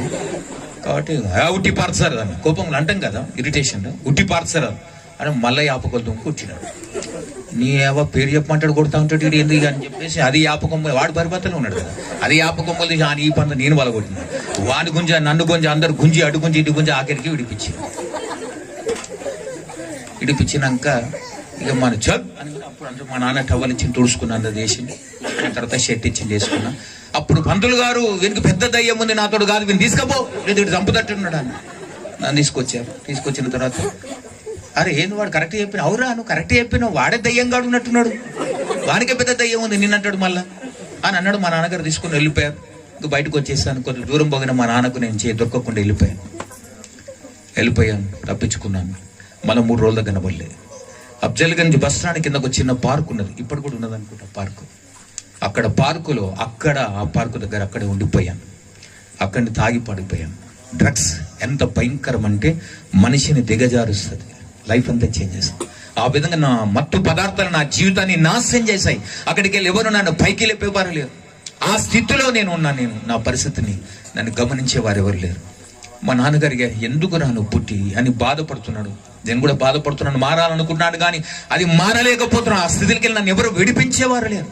ఆ టైంలో అదే నేను ఆ రోడ్లో నడుచుకుంటూ వెళ్తున్నాను. ఒకరోజు నా స్నేహితుడు కలిశాడు. నా చిన్ననాన్న స్నేహితుడు 6వ క్లాస్ దాకా నాతో కలిసి చదివాడు. చూసారే నువ్వు పార్థసారథి కదా అని అడిగాడు. అవును. అరే పంతులు నువ్వేందరా ఎక్కడున్నావు అని అంటున్నావు. అంటే నేను ఇక్కడేందో మా బంధువుల దగ్గర ఉన్నా, ఇట్లా పోతున్నా అంటే అట్లనా. అరే నన్ను గుర్తుపట్టినావు అంటే నేను గుర్తుపట్టలేదు, వాడు నన్ను గుర్తుపట్టాడు. ఏంది ఇంత బక్కగా అయినావు, తెల్లగుండే నల్లగా అయిపోయినావు, బక్కగా అయినావు, ఏంటి ఇంత అని అడుగుతున్నాడు. అంటే నేను బాగానే ఉన్నాను కదా అని అనుకుంటున్నాను. నేను బాగానే ఉన్నా, అదేం లేదంటే నేను గుర్తుపట్టినవరా, నా పేరు రా ప్రేమరావు నా పేరు అని అంటున్నాడు. ప్రేమరావు అరే నువ్వా అని ఇట్లా మాట్లాడుకున్న ఫ్రెండ్స్, చిన్ననాటి స్నేహితుడు కనుక మాట్లాడని చేసినాక నేను ఇట్లా కలుపుతున్నా గంజాయి, దాంట్లో నింపుకొని తాగుదామని. వాడు చూస్తున్నాడు, ఏంటిదండి బాగుంటుంది తాగు, గాలి వెళ్ళిపోతావు, ఆకాశం తేలినట్టు ఉంటుంది తాగనని చెప్తున్నాను. లేదు పార్తీ తాగొద్దు, మంచిది కాదు, లంగ్స్ ఖరాబ్ అయితే, లివర్ ఖరాబ్, అన్ని ఖరాబ్ అయితే పార్తు అని అన్నాడు. నేను ఆల్రెడీ ఖరాబ్ అయినా, ఇంకేం ఖరాబ్ అవుతుంది, అన్ని ఖరాబ్ అయిపోయి ఉన్నాయి బాబు, ఏం కాదనుకుని అయితే వాడు నా వద్దు పార్త నా మాట విని తాగకని వాడు చేయి పట్టుకుని కట్టి చేయి వదిలిపెట్టు. లేదు పార్త నా మాట విని తాగు, నువ్వు చెప్పకొదిలే. మా నాన్న చెప్పి నన్ను వదిలేసాడు, నా బంధువులు వదిలేసాడు, ఎవడేం చేస్తారా వదిలేసాను. అట్లే ఉన్నది, ఆ స్థితిలో ఉన్నా నేను. ఆ స్థితిలో వాడు రోజు అదే తువ్వలు పోతున్నా కదా, వాడు రోజు కనబడాలి నాకు. వద్దు పార్త ఇది తాగు, ఇది తాగడం వల్ల ఇవి ఖరాబ్ అయితే అవి ఖరాబ్ అయితే అన్ని చెప్పిండు. చెప్పి మనుషులందరూ ఇష్టానుసారంగా ఇట్లా బతుకుతున్నారు, అందరూ మనం ఇట్లా చేయడం వల్ల నువ్వు నరకములో అగ్ని ఆరదు, పురుగు దాంట్లో కాలిపోతావు పారుతానంటున్నాడు. నరకం ఉన్నది, నువ్వు చనిపోయినాక నరకం ఉంటుంది, నరకంలో కాలుతావు. అంటే నేను నరకమా యమగుండమా, ఎవరు చెప్పారు నేను నరకం యమగుండం పోతాను, నేను ఎవరినో తెలుసు అసలు, నేను బ్రాహ్మణ కూడా పుట్టిన హరితసా గోత్రాన్ని చెందినవాడిని, జంజోపదేశం యజ్ఞోపదేశం చేసిన వాడిని, నేను ఎవరన్నా నరకానికి పోయేటోడు యమధర్మాన్ని, నన్ను ఎవరు తీసుకుపోతారు అక్కడికి, చాలు బుద్ధి లేదా నీకు తెలియదా అని అతనితో అంటున్నా నేను. లేదు పార్థ, ఎవరి కులంలో పుట్టి ఎవరైనా పుట్టు, పాపం చేసావా ఆ పాపానికి శిక్ష నువ్వు పొందవలసిందే, అది నరకం అని. అంటే వాడి దగ్గర నీకు తెలియదురా, నీకు ఎంత చెప్పినా అర్థమైతే లేదు, నేను బాపును నాకు నరకం ఉంటుంది, మాకు మోక్షం ఉంటుంది అని చెప్పి వెళ్ళిపోయినాక వాడు మళ్ళా ప్రతిరోజు వచ్చి ఇదే చెప్తుంటే కోపం వచ్చి చెప్తున్నావు దిమ్మకు లేదు, నాకు వద్దని చెప్తున్నా కదా, నాకు వద్దు, మా నాన్న చెప్పి వదిలేసి నాకు చెప్పాలి. అయితే మనుషులందరూ ఇష్టానుసారంగా జీవించి ఇట్లా పాపం చేసి నరకానికి వెళ్తున్నారని చెప్పి దేవదేవుడు ఆకాశం నుంచి ఈ లోకానికి వచ్చి మానవుడిగా అవతరించాడు. ఆయన పేరు యేసుక్రీస్తు. ఆయన తప్ప నేను రక్షించేవారు లేడు అన్నాడు. హల్లెలూయా. ఫస్ట్ టైం నా యేసుక్రీస్తు మాట విన్నవాన్నోట. నా కోపం వచ్చి యేసుక్రీస్తు అంటే పేరు నువ్వు క్రైస్తవుని వాడు అంటే లేదు పార్థ, నేను కూడా నీలాగనే సినిమాలు షికార్లు తిరిగేవాడిని, నీతో చదివాను, ఇష్టమని జీవించేవాడిని. నా దేవుడు నా జీవితాన్ని మార్చేశాడు. ఈరోజు నీ జీవితాన్ని మార్చడానికి సిద్ధంగా ఉన్నాడు. నిన్ను విడిపించేవాడు దేవుడు తప్ప ఇంకెవడు విడిపించలేడంటే, నాకు ఈ కులం తక్కువ, దేవుడు వద్దు అని చెప్పాను. వెళ్ళిపోయాను. నాకు ఇంకోసారి దేవుని గురించి చెప్పకు, ఈ దేవుడు నాకు వద్దని చెప్పి వెళ్ళిపోయాను. వెళ్ళిపోయిన తర్వాత అక్కడికి వెళ్ళి మెల్లగా వెళ్ళిపోయాను. తెల్లారి మళ్ళా కలిసినప్పుడు నా మాట విని పాడుతూ అని చెప్పి వాడు మరలా మాట్లాడుతూ నా మాట విని పాడుతూ అని ప్రతిరోజు ఇలా కలుసుకుని చెప్తుంటే కోపం వచ్చి ఒక దెబ్బ కొట్టాను. అరే, దేవుని ఫ్రెండ్షిప్ ఉండాలంటే దేవుని తీసుకురా. ఒక మధ్యన ఒక దెబ్బ కొట్టాను, ఒక చిన్న పలిగింది, రక్తం గారింది. నాకు బాధ అనిపించింది, అయ్యో నా ఫ్రెండ్ని కొట్టాను కదా అని. కానీ ఏం చేయాలి, వాడు దేవుని తీసుకొస్తున్నాను, కోపం కొట్టి వెళ్ళిపోయాను. నా మాట విని పాడుతూ చనిపోతావు, పాడుతూ లంగ్స్ ఖరాబ్ అయితే, లివర్ ఖరాబ్, హార్ట్ ఖరాబ్ అయితే అన్ని వద్దు, పాడుతూ వదిలే పాడుతానంటే నేను వదలలేను, అది నన్ను వదలదు కూడా అని చెప్పాను. అయితే అన్నాడు, యేసు తప్ప నేను విడిపించేవాడు ప్రపంచం లేడని చెప్పాడు. అంత కొట్టి పంపించాక తెల్లారు ప్లాస్టర్ వేసుకొచ్చి మళ్ళా చెప్తున్నామా, నా మాట విను పాడు ప్లీజ్, దేవుడు నిన్ను రక్షిస్తాడని. నాకు ఇరిటేషన్ వచ్చింది వాడు చెప్తుంటే. కానీ ఒక మాట నా హృదయంలో గుచ్చుకుంది. ఏంటంటే వాడిని కొట్టే, ఇంకోసారి నీ దోషాన్ని వద్దురా, నీతో మాట్లాడని కానీ నాతో మాట్లాడుకు, నాకు చెప్పక ఇంకోసారి అంటే వాడు పోతున్నాడు. పార్థ్, నన్ను కొట్టినా పర్లేదు, తిట్టినా పర్లేదు, ఈ దేవుడు నిన్ను ప్రేమిస్తున్నాడు, నిన్ను ఆయన తప్ప ఎవరూ రక్షించలేరని చెప్పాడు. ఆమేన్, హల్లెలూయా. ఆ రోజు ఆ మాట విన్న తర్వాత వాడు చెప్పి వెళ్ళిపోయాను. హ్యాపీ అనుకుంటే వెళ్ళిపోయాను. అన్న వారం రోజులకి ఆ సృష్టికర్త పరబ్రహ్మకు దొరకడం జరిగింది. ఆమేన్, హల్లెలూయా. 1987 జూలై 10th ఆ రోజున నా ఫ్రెండ్ వాళ్ళ అన్నగారు పెళ్లి అవుతుంది ఎక్కడో. అందరం కలిసి వెళ్ళాం. నేను నా స్నేహితుడు ఇద్దరు తాగి ఉన్నాం, బాగా తాగి వెళ్తున్నాం. ఆ పరిస్థితులు అక్కడ పోయినాక అక్కడ నా కాళ్ళు చేతులు వణుకుతున్నాయి. ఫుల్ ఎప్పుడు తాగాను అని తాగే ఉన్నాను, నాకు ఎప్పుడు ఏం కాదు. పులి బాటలు తాగిన నిషే కదా, నేను తాగితే అంత భయంకరంగా ఉంటుంది. అంత భయంకర తాగి ఉన్న మత్తు పదార్థాన్ని కోసినా ఏం కాదు. అప్పటి టైంలో అంత స్థితిలో ఉన్నా కూడా నాకేం కాలేదు. కానీ ఆ రోజు నా కాళ్ళు చేతులు వణికిపోతున్నాయి, కాళ్ళు వణికిపోతున్నాయి. ఏం చేయాలో అర్థమైతలేదు, భయం అవుతున్నది. అరే నా స్నేహితులు సుధీర్ అని పిలిచి, ఏందన్నా అంటే నాకు చేతనైతే లేదు, దయచేసి తీసుకుపో నాన్న, ఈడ స్టేజ్ చేస్తున్నారు ఏమని ఇప్పుడు డాన్స్ ఆడాలి, డాన్స్ లేదు, ఆడ పడిపోయాడు సచ్చేటట్టు నన్ను తీసుకపో త్వరగా. వాడు సైకిల్ మీద ఎక్కించుకొని తీసి వాడు పొట్టుకున్నాడు, జరా నేను ఎత్తుకున్నాను, తీసుకుపోతూ వానికి కంట్రోల్ అయితే లేదు. సోలిపోతున్న మధ్యలో దారికి వచ్చి మార్కెట్ వచ్చింది. అక్కడ నేను దిగి పండుకుంటాను రోడ్డు. రోడ్ అన్న పండుకోకన్నా అంటే, అరే నాకు అయితే లేదురా, చేతన ఏమో అవుతుంది లోపల, నేను ఎవరు ఏమో చేస్తున్నట్టు అవుతుంది, పిసికినట్టు అవుతుంది నా గుండె అని అంటున్నా. లేదన్న కూర్చోట్టు మెల్ల తీసుకువెళ్తున్నప్పుడు ఎవరైతే నాకు నా ఇల్లు చాలా దూరం ఉంది, మా బంధువుల ఇల్లు. అయితే వీడు ఏం చేసిండే, అంత దూరం తీసుకుపోలేక ఎవడైతే నాకు సువార్త చెప్పిండో వాడిని తీసుకుపోయాడు. వాడిని కూడా వాడు ఫ్రెండ్ కాబట్టి అక్కడ తీసుకుపోయాడు. పెట్టినప్పుడు ఆ ఇంట్లో ఎవరు లేరు, బయట గచ్చులో 2 సార్లు వామిటింగ్ చేసిన, ఇళ్ళకల్లో పడిపోయిన, అది పెంకుటిల్లు పడిపోయిన. నా లోపల బాధ అవుతుంది. అన్న వాడు ఏమైందనంటే నాకేం అర్థమైతే లేదు. నా లోపల ఎవరో పిసికినట్టు, లాగినట్టు, ఏదో బలవంతంగా నన్ను గుంజి పైకి తీసుకువెళ్ళినట్టు అనిపిస్తుంది. అలా అంటూ నాలోంచి ఒక ఆత్మ బయటకు వచ్చేసింది. రియల్గా నా జీవితంలో 1987 జూలై 10th జరిగిన సంఘటన ఇది. నాలోంచి ఒక ఆత్మ బయటకు వచ్చేసింది. నా పక్కన నా స్నేహితుడు ఉన్నాడు. నా గుండె మెల్ల కొట్టుకుంటుంది. నా ఆత్మ లేచి వెళ్ళిపోయింది. నా ఆత్మ ఎలా ఉందంటే, ఒక తలకాయ, 2 చేతులు 2 కాళ్ళు ఎట్లా ఉంటాం అట్లా ఉంది నా లోపల ఆత్మ. అది ఆత్మ లేచింది. ఎవరో పట్టుకుని నా భుజాలను పట్టుకొని తీసుకొని లాగి వెళ్ళిపోతున్నారు. అది పెంకుటిల్లు దాటి వెళ్ళిపో, ఆత్మకు ఏ అడ్డంకు లేదు. ఆ పెంకుటిల్లు దాటి వెళ్ళిపోతున్నాను. అది ఎవరు తీసుకొని వెళ్ళిపోతున్నారు, ఎవరు పట్టుకున్నారో నాకు అర్థమైతే లేదు. కానీ ఆ భుజాలు పట్టుకొని తీసుకొని లాగి వెళ్ళిపోతున్నారు. అలా ఎత్తైన స్థలానికి తీసుకొని వెళ్ళిపోతే చాలా మేఘాల మీదకి వెళ్ళారు. అక్కడికి వెళ్ళి మరలా కిందికి దింపుతున్నారు. ఎక్కడికి తీసుకువెళ్తున్నారు అర్థం కావలేదు.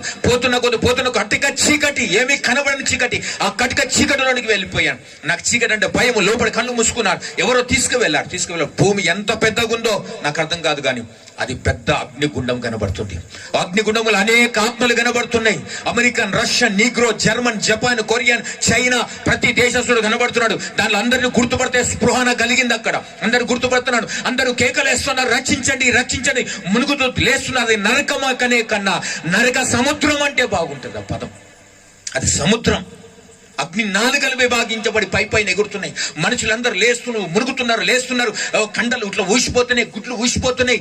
ఇవన్నీ పొక్క కనబడుతుంది. మళ్ళా మురుగుతురు, లేస్తురు. యాతన, అది నరక యాతన. అది ఆ యాతన అనుభవిస్తున్నారు. రక్షించండి కేకలేస్తున్నారు. నేను దాంట్లోకి నన్ను ఎంతసేపు పంపించిన తొలగా నేను వెళ్ళి దాంట్లో పడేసి ఎవరున్నాను వదిలేగానే. ఏంటిది, ఏ లోకం నాకు అర్థమైతలేదు. గంత గజిబిజి ఉన్నది. అందరు కేకలేస్తారు రక్షించమని. ఎవరు కేకలేస్తున్నారు అని చూస్తే ఎవరు లేరు అక్కడ. అక్కడ ఎవరు కనబడుతులేరు కానీ రక్షించండి అని కేకలేస్తూ ఉన్నారు. కొద్దిసేపు తర్వాత నాకు మంటడం స్టార్ట్ అయింది. నేను కూడా మంటలు కేకలేస్తూ, ఓ నేను కూడా పైకి చూస్తున్నాను, మునుగుతూ లేస్తున్నాను, కాలిపోతున్నాయి, ఓ నన్ను రక్షించండి. ఇట్లా కండలు ఇట్లా ఊసిపోతున్నాయి, చర్మం ఊసిపోతుంది, కండలు కరిగిపోతున్నాయి, నన్ను రక్షించండి అని కేక. ఎవరు కనబడుతులేరు అక్కడ. అరే ఏంది ఇది, ఏ లోకం ఇది, ఎవరు తీసుకొచ్చారు, నేను ఎందుకు వచ్చాను నాకు అర్థం కావడం లేదు. అలా కాలిపోతూ భయంకరంగా యాతన అనుభవిస్తున్నాను. ఆ టైంలో నేను బాధపడుతున్నాను. అయ్యో ఎవరన్నా అడుగుదాం, ఎవరిని అడిగితే ఎవరిని బాధ వానికి, ఎవడు చెప్పడు, అక్కడ ఎవడు మాట్లాడు. నరక వేదన, నరక యాతన అంటారు దాన్ని. ఆ బాధను వర్ణించలేము. ఇక్కడ ఆ స్థితిలో ఉన్న నేను ఆ వ్యక్తి దగ్గరికి వెళ్ళాను. ఒక దగ్గరికి వెళ్తున్నాను. ఎవరైనా చూస్తే బాగుంది, ఎవరితో మాట్లాడదామంటే ఎవడు కనబడతలేడు. ఒక వ్యక్తి నన్ను గమనిస్తున్నట్టు అనిపించింది. ఇక్కడ మునిగి అక్కడ తేలినాక, అన్నా ఇది ఏంటిదన్నా, ఇది ఏ లోకం అన్నా, ఇది ఎందుకు వచ్చామని ఇక్కడికి అన్న అడుగుతున్నాను. అతను నాతో మాట్లాడుతున్న మాట ఏంటంటే, అదే నీకు తెలియదా అంటే, నాకు తెలియదన్నా, ఇది యమగుండం, ఇది నరకం, ఇది హెల్ అని మాట్లాడుతున్నాను. 3 భాషల్లో నరకం ఇది, యమగుండం ఇది, హెల్ ఇది అని అంటున్నాడు. నన్ను నరకమా యమగుండం ఇక్కడికి ఎవరు తీసుకొచ్చారన్నా, ఎవరు తీసుకొచ్చుడేంద్రా, పాపం చేసిన అందరి ఇక్కడికి రావాలి అంటే నేనేం పాపం చేసినానా అని చెప్పి మాట్లాడి అంటున్నా. లేదన్నా, నేను బ్రాహ్మణ కులంలో పుట్టిన హరిదశ గోత్రానికి చెందిన వాడిని, యజ్ఞోపదేశం చేసిన వాడిని, జర యమధర్మరాజు ఉంటే పిలుస్తావా అని అడుగుతున్నాను. నేను మాట్లాడతాను. నా కాన్సెప్ట్ అదే కదా, మన కాన్సెప్ట్ అదే అడిగిన.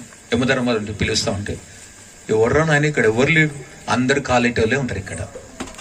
ఆ బాధ అతను చెప్పినప్పుడు, అరే ఎలా నా పరిస్థితి, అయ్యా నేను చిన్నప్పుడే పవిత్రుడిగా పుట్టాను, బ్రాహ్మణ కులంలో పుట్టాను, హరిదశ గోత్రానికి చెందిన వాడిని అన్న.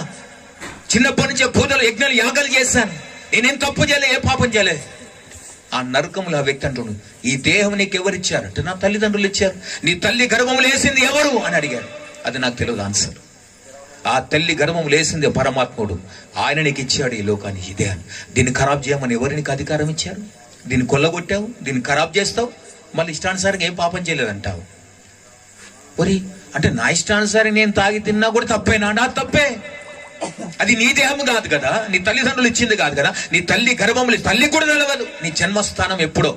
అది దేవుడు వేసిన గర్భం. నెల తల్లితే తప్పదా, ఆ తల్లికి తెలియదు. దేవుడు ఎప్పుడు వేసాడో తెలియదు. అది దేవుడిచ్చిన దేహం, దేవుడిచ్చిన విత్తనము. నువ్వు కాపాడుకొని పరిశుద్ధంగా బతుకురా, పాపం చేయకు, ఎవరిని ముంచుకో, కొట్టకు, అబద్ధం, చెడ్డమాట, ఈర్ష, పగ, కుట్ర, ద్వేషంలో, విముతం, అసూయ, కలమాలు ఏమీ లేకుండా పవిత్రంగా బతుకుని చెప్తే ఈ లోకానికి ఇష్టానుసారం బతుకున్నా ఏమన్నట్టు. ఇది ఎవరి మాట వినకున్నా దేవుని మాట వినక తప్పదు. నువ్వు దేవుడు సృష్టించిన దాన్ని భగ్నం చేసినావు, అందుకోసం ఇట్లా తయారైన. అప్పుడు నేను అతను అంటున్నా, అరే అట్లా అంటే మరి దునియాలో అందరూ పాపులే కదన్నా, అందరు పాపులేరా, అందరు పాపం చేస్తాం, మన ఇష్టానుసారం బతుకుతున్నాం. కానీ కొందరున్నారు పవిత్రంగా అన్నాడు. ఎవరు వాళ్ళంటే, అదుగో అని చెప్తున్నాడు. అక్కడ చూస్తే తెల్లటి వస్త్రాలు వేసుకున్నారు, అందరు చేతులు ఎత్తారు, సంతోషంగా వాళ్ళ ముఖంలో నల్ల కళ ఉన్నది, నవ్వుతున్నారు. ఓ హల్లెలూయా, స్తోత్రం, స్తుతి స్తోత్రం, హల్లెలూయా అంటున్నారు. నిన్న ఏంది వాళ్ళు సంతోషంగా నవ్వుతున్నారు, వాళ్ళ ముఖంలో కళ ఉన్నది. మనం ఎందుకు ఇలా బాధపడుతున్నాడు? వారికి మనకు మధ్యవర్తి ఒక్కడే. వాళ్ళు యేసుక్రీస్తును నమ్మి రక్తములో కడగబడి పవిత్రంగా బతుకుతున్నారు కనుక వారు పరలోకం పోయారు. మనం నమ్మలేదు కనుక మనం నరకంలో వచ్చినాం. అరే నా స్నేహితుడు చెప్పిండు, యేసుక్రీస్తు ఆయన నేను విడిపించగలను, ఆయన్ని ఆ యేసా ఈ యేసా, నేను మార్గమాలలో దేవుడు అనుకున్నాను, కులం దక్కో దేవుడు అనుకున్నాను కదా అని అంటున్నాను. అని అప్పుడు అనుకున్నాను, అయ్యో ఇంకొక అవకాశం ఉంటే బాగుండు కదా ఈ టైంలో. ఆ నరకంలో నాకు సువార్త చెప్పాడు. 1 తిమోతికి రాసిన పత్రిక 2వ అధ్యాయం 5వ వచనమును, దేవుడు ఒక్కడే, దేవునికి నరులకు మధ్యవర్తి ఒక్కడే, ఆయన యేసుక్రీస్తు నరుడైన దేవుడు అని రాయబడ్డది. ఆయనకు మనకు మధ్యవర్తిగా వచ్చాడు, మనం రక్షించడానికి వచ్చాడు యేసుక్రీస్తు ప్రభువు. అప్పుడు అనిపించింది, యేసయ్య నా దేవుడు కాదు, నా కులం దేవుడు కాదు, నా దేశపు దేవుడు కాదు, నా మతం దేవుడు కాదు అనుకున్నాను. కానీ అయ్యో ఈ దేవుడే నాకు దిక్కైందా. ఇప్పుడు ఏ దిక్కు లేని నాకు గతి ఏడుకొచ్చిన వల్ల ఏది వద్దనుకున్నానో, ఏది నాకు అసహ్యించుకున్నానో ఆ దేవుడే ఎదురుపడ్డాడు కదా అనిపించింది. అయ్యా ఇప్పుడు ఏం చెయ్యాలి అని, ఇంకొక అవకాశం ఉంటే బాగుండు కదా అనుకుంటున్నా. నేను ఎన్ని క్షణాలు ఉండడం నాకు తెలియదు. అట్లా అనుకున్నానో లేదో టక్మన్న ఆత్మ లేచిందని. ఇంకొక అవకాశం ఉంటే బాగుండు అనుకున్నా. టక్మన్న ఆత్మ ఎవరో లేపారు నరకము నుంచి. దేవునికి స్తోత్రం, హల్లెలూయా. ఎవరో భుజాలు పట్టుకొని మళ్ళీ లేపుకొని వెళ్ళిపోతున్నారు. ఇక్కడికి పోతున్నారు, ఇంకెక్కడ తీసుకువెళ్తారు నాకు అర్థమైతే లేదు. ఎవరు కనబడుతులేరు కానీ పట్టుకొని లాగి వెళ్ళిపోతున్నారు. అలా తీసుకుపోయి మళ్ళా ఆ చీకటి, ఆ నరకం బయటకు వచ్చాను, చీకటి గర్భం నుంచి బయటకు వచ్చాను. ఆ మేఘం దాటి, అన్ని మేఘాలు దాటి మళ్ళా కిందికి దిగుతున్న కొద్దీ ఈ భూ ప్రపంచం ఎంత ఉందో తెలుసు. అసలు ఏమంత జలమయం, ఈ భూమే కనబడదు, శూన్యం అంతా ఏం లేదండి. భూమి గింతుందంటే ఇక దాంట్లో నువ్వెంత నేనెంత కదా. అందే దావీదు, నేను పొట్టు వంటి వాడిని అని అంటాడు కదా, నేను దుమ్ము వంటి వాడిని, ధూళి వంటి వాడిని అన్న. దావీదు బక్కి బైబిల్ చదువుతాను, దుమ్ము ధూళి అంటే ఏందా బాబు, ఇంత రాజుని చేసినాక అంటే నిజంగా ఎంత రాజు అయినా ఎంత కింగ్ అయినా నువ్వు దుమ్మువే ధూళివే. దేవునికి స్తోత్రం, హల్లెలూయా. కాబట్టి ఆ విధంగా ఆ స్థితిలో నేను కిందకు వచ్చాను. పెంకటిల్లు కనబడుతుంది నాకు. ఇక్కడ అన్ని మెద్దలు మేడలు కట్టి అర్రలు గర్రలు కడతాం, లోపల చేసేది ఏం కనబడదు అనుకుంటాం. కానీ బారా దర్వాజా కోళ్ళుంటది ఆత్మకు. దేవునికి అన్ని కనబడతాయి, నువ్వు చేసే ప్రతి పాపం కనబడుతుంది. కాబట్టి ఆయన ఆ పెంకుటిల్లు ఓపెన్ చేసి ఉన్నది. లోపల పోయాను, పైనుంచి తెలిసి ఉన్నది, కనబడుతుంది. నా పక్కన నా స్నేహితుడు ఉన్నాడు. వాడు పిలుస్తున్నా, అన్నా అన్నా అని. నా పక్కన ఇంకో స్నేహితుడు ఉన్నాడు, నాకు సువార్త చెప్పి నా ఇంటికి తీసుకువెళ్ళాడు కదా. అతను వచ్చి, ఏందిరా మా ఇంట్లో పడిపోయిండు అంటే, అన్న ఇట్లా పడిపోయిండు అన్న అని అంటుంటే, వాడు అయ్యో ఇదేం కథ అని బాధపడుతుంటే నీ ఇట్లా దిగులు పడుతుంటే వాడు ప్రార్థన చేసి ఏసయ్య అయ్యా కార్యం, డాక్టర్ని తీసుకొచ్చారు. నాకు వినబడుతుంది కానీ ఎంత వినబడుతుందంటే, వాడు గట్టిగా మాట్లాడితే హలో హలో హలో అని వినబడుతుంది, అంత స్లోగా వినబడుతుంది. అయితే ఇట్లా నా ఇంట్లో పడిపోయాడు అని చెప్పేసి డాక్టర్ని తీసుకొచ్చి, డాక్టర్ చూశాడు, ఎవరు పెద్దవాళ్ళు లేరు. ఏమైంది అంటే, ఏమో సార్ ఇట్లా పడిపోయింది సార్ అంటే, డాక్టర్ నాడు చూస్తాడు, ఇవన్నీ చూస్తున్నాడు, నాకు వినబడుతుంది. డాక్టర్ మెల్లడి మాటలు వినబడుతున్నాయి. డాక్టర్ చూసి అంటున్నాడు, లాభం లేదు, గుండె నిమిషానికి 50 సార్లు కొట్టుకుంటుంది, గుండె చల్లపడి బీపీ డౌన్ అయిపోయింది, పల్స్ రేట్ పడిపోయింది, చచ్చిపోయి దగ్గరకు వచ్చారు, త్వరగా గాంధీ గుస్మాని తీసుకపోయి, ఎవరు పెద్దవాళ్ళు లేరా, చనిపోతాడు వీడు, 10 నిమిషాలు బతకడు ఎక్కువ అని డాక్టర్ చెప్పి వెళ్ళిపోయాడు. ఆ పరిస్థితిలో నా స్థితి ఎంత భయంకరంగా అంటే, ఎవరు నన్ను బాగు చేసేవాళ్ళు. ఆ టైంలో నా స్నేహితుడు ఏదో పుస్తకం తెచ్చి చదువుతున్నాడు, నశించిన దాన్ని వెతికి రక్షించిన ఒక మనిషి కుమారుడు వచ్చాను అని చెప్పి 2 మాటల వాక్యం లేదో చదివాడు. పేపర్ తిప్పి అక్కడికి వెళ్ళి నాకు ప్రార్థన చేయడం మొదలు పెట్టాడు. ప్రార్థన చేస్తున్నాడు. ప్రార్థన చేసేసి, నా స్నేహితుడయ్యా, ఇతను మరణించడానికి వీలేదు, మరణమా రోగమా సాతానా బిడ్డను వడిచి పొమ్మని ఆజ్ఞాపిస్తున్నాడు. అతను ప్రార్థన చేస్తుండు, అక్కడ నా ఆత్మ లేచిందన్నట్టు. హల్లెలూయా. అతను ప్రార్థన చేస్తుండు, నా లోనికి వచ్చేసాను. దాహం దాహం దాహం అంటున్నాడు. వాడు స్తోత్రం గట్టిగా ఏదో అరుస్తున్నాడు, వాడికి జవాబు వచ్చిందని నీళ్ళు తీసుకొచ్చాడు, నా నోట్లో పోస్తున్నాడు. ఆ నీళ్లు నిప్పు రవ్వలాగా నోట్లో పడుతుంది. నాకు నిప్పు పోస్తున్నాడు, లేదు పార్త్, నేను నీళ్ళు పోస్తున్నా, నేను కాలిపోతున్నాను రా అంటే, లేదు పార్త్, నేను ప్రార్థన చేసిన, నువ్వు బాగైనావు, ఇప్పుడు నువ్వు ప్రార్థన చేసుకుంటాడు. నేను ప్రార్థన చేసినా సగం బాగాను, ఇప్పుడు నువ్వు ప్రార్థన, ఎవరో సగంలో దింపి వెళ్ళిపోతే ఎట్లరా, నాకేం తెలియదురా, ఇట్లా పోవాలి, నాకు అర్థమవుతుంది, తవ్వా సగంలో దింపేసి వెళ్ళిపోతా అంటే ఎంత, లేదు నువ్వు చేసుకో ప్రార్థన అంటారా, నాకు ప్రార్థన రాదురా, చేతులు కలపలేకపోతాను, రాదురా, ప్లీజ్ రా, ఏడుస్తున్నా. చావు అంటే ఎవరికి ఏడుపు రాదండి, అందరి సావు అంటే భయపడతాం. నాకు కూడా 20 సంవత్సరాలు, అప్పుడు చిన్నపిల్లని కాదు, 20 సంవత్సరాల చావు అంటే ఎంత భయంకరంగా ఉంటుంది. ఎవరిన ప్రయాణం చనిపోవడం బాధ అవుతుంది. అతను ప్రార్థన చేస్తున్నాడు, లేదు పార్త నేను ప్రార్థన చేసిన, నువ్వు చేయంటే, లేదు ఇంకొకసారి వచ్చాయి ప్లీజ్, ఇంకోసారి చేయరా, ఎందుకంటే ఇప్పుడు నాకు ఏ దిక్కు లేదు కదా, ఏసైనా దిక్కు అయింది కదా, ఒక్కసారి ప్రార్థన అంటే, వాడు సరే నేను చేస్తాను అంటే, కళ్ళు మూసుకుంటా సార్, కళ్ళు మూసుకున్నా, ఇంకేం చేయాలి, చేతులు వాడు ఇట్లా పెట్టిపించాను, ఇళ్ళలు కలిపి పడుకొని ఇట్లా పెట్టుకున్నా, స్పర్శ చాతనెత్తుల బలం లేదు నాకు. వాడంటూ నేను ప్రార్థన చేస్తా, మరి నేనేం చేయాలని అడుగుతున్నా. వాడికి ఒక మంత్రం నేర్పించింది నాకు. నాతో అంటారా మీరందరూ, అందరూ యేసయ్యా నా దేవా నన్ను రక్షించు, యేసయ్యా నా దేవా నన్ను బ్రతికించు. ఇదే మంత్రం, వేరేదేం ఊరి ఇదే చెప్పాను. ఊరి ఇంతేనా, ఇంత పెద్ద శ్లోకం అనుకున్నా, ఇంత చిన్నదా, మరి ఎప్పటిదాకా ఎన్నిసార్లు నేను ప్రార్థన చేసేదాకా అంటూనే ఉండాలి. సరే అన్న పార్థ్, నమ్మకంతో నారాయణను గొలవాలంటే నాభి నుంచి రావాలంటారు కదా, బొడ్డు నుంచి లోపలికి వెళ్ళనమన్నాడు, హృదయంతో అనమన్నాడు. అప్పుడు కళ్ళ నిండా నీళ్లు గారిపోతున్నాయి. చావు ఉన్నప్పుడు ఎవరిని తిందండి సార్ కదండి, ఏ పుట్టలో ఏ పాముతో తెలియదు కదా. కాబట్టి ఏదైనా కానీ ఏసయ్య నన్ను బతికించింది సరే, అడుగుదాం మనస్పూర్వకంగాని, ఏసయ్య నా దేవ నన్ను రక్షించి, ఏసయ్య నా దేవ నన్ను బతికించని బెల్లని స్వరంతో అంటున్నాను. వాడు ప్రార్థన చేస్తున్నా, మరొకసారి వాడు ప్రార్థన చేస్తున్నా అంటున్నాను. నాకు స్పృహ ఉండి 10-15 సార్లు అన్ననో లేదో ఇట్లా మనసులో అంటున్నాను. నా పదం స్పీడ్ అవుతుంది, మెల్లగా చాతనుగా నేను స్థితిలో ఉన్నా. నేను మెల్లమెల్లగా నా పదం స్పీడ్ అవుతా ఉంది. ఏసయ్య నా దేవ నన్ను బతికించి, ఏసయ్య నా దేవ నన్ను రక్షించి, ఏసయ్య నా దేవ నన్ను బతికి, ఇట్లా అంటున్నా. ఒక వెలుతురు ఆకాశం నుంచి ఒక వెలుగు సూర్యుడు కిరణాన్ని నా మీదకి వస్తున్నది. ఎందరు కన్ను మూసుకున్నా ఇది నా మీద పడుతుంది, వీడు ప్రార్థన చేయమని నేను ఇది అంటున్నా, ఎందుకు నా మీదకి వస్తున్నాను, సంపదని భయం అవుతుంది. అది నా మీద పడి నిప్పు వర్షాలాగా మీద పడి నా ఒళ్ళంతా జలధరించి నాలో దుష్ట శక్తులను బయటకు పోయి ఆ రోజు లేచి నిలబడ్డాను, మోకాల మీద నిలబెట్టండి, ఇప్పటిదాకా బ్రతిగా ఉన్నా. ఆమేన్, హల్లెలూయా. కాబట్టి దేవుడు చేసే అద్భుతం ఏంటంటే, ఆ రోజు 1987 జూలై 10th రోజు బతికానంటే ఇప్పటిదాకా బతికే ఉన్నా. ఆ రోజు నుంచి గుండె ప్రాబ్లం లేదు, లివర్ ప్రాబ్లం లేదు, హార్ట్ ప్రాబ్లం లేదు. ఏ డాక్టర్ చూసినా అదే డాక్టర్ పోయి మళ్ళీ చెక్ చేయించుకున్నా. డాక్టర్ ఉన్నాడు, నువ్వు ఇట్లా బతికినవరా, నీ గుండె ఖరాబ్ అయింది, లంగ్స్ ఖరాబ్, లివర్ అన్ని ఖరాబ్ అయినాయి, డాక్టర్ చచ్చిపోయావు, నేను చెప్పేసి వచ్చిన ఎట్లా బతికామంటే వీడు ప్రార్థన చేసిండు సార్ అని. ఏసై గొప్పడు పోరా, ఆయన నా గొప్ప అన్నాడు. హల్లెలూయా. నా మొదటి సాక్ష్యం నా ఫ్రెండ్కి చెప్పిన, వాడు నాతో పాటు తాగేటోడు, నన్ను చూసి వాడు మారిండు. హల్లెలూయా. రెండో సాక్ష్యం మా నాన్నగారు వచ్చి, నేనండి నాన్న ఇంక కొద్దిసేపు అతని కొడుకు చచ్చిపోయేటోడు, ఏసై బతికిచ్చింది అన్నాడు. చీ దరిద్రుడా అన్నాడు. దేవుని కృపను బట్టి ఆ రోజు నుంచి ఏసైను వదిలిపెట్టలేదు. వదిలితే మళ్ళీ వచ్చి మీద పట్టుకుంటుంది, ఏమో పై పట్టుకుంటుంది. ఆ రోజు నుంచి ఏసైను వదిలేదు, ఏసైను వెంబడిస్తూ వచ్చాను. దేవుడు అద్భుతం చేసి నన్ను బతికించి, దేవుడు హైదరాబాద్లో పుట్టాను, అక్కడ చదువుకున్నాను. దేవుడు మారుమూల గ్రామం తీసుకొచ్చి అక్కడ పడేసి ఇక్కడ సేవ చేయరాని గాజుగూడెంలో సేవ చేస్తున్నాను. అక్కడ ఉండి అనేక దేశం, రాష్ట్రం, జిల్లాలు, మండలాలు అన్నీ తిరుగుతున్నా.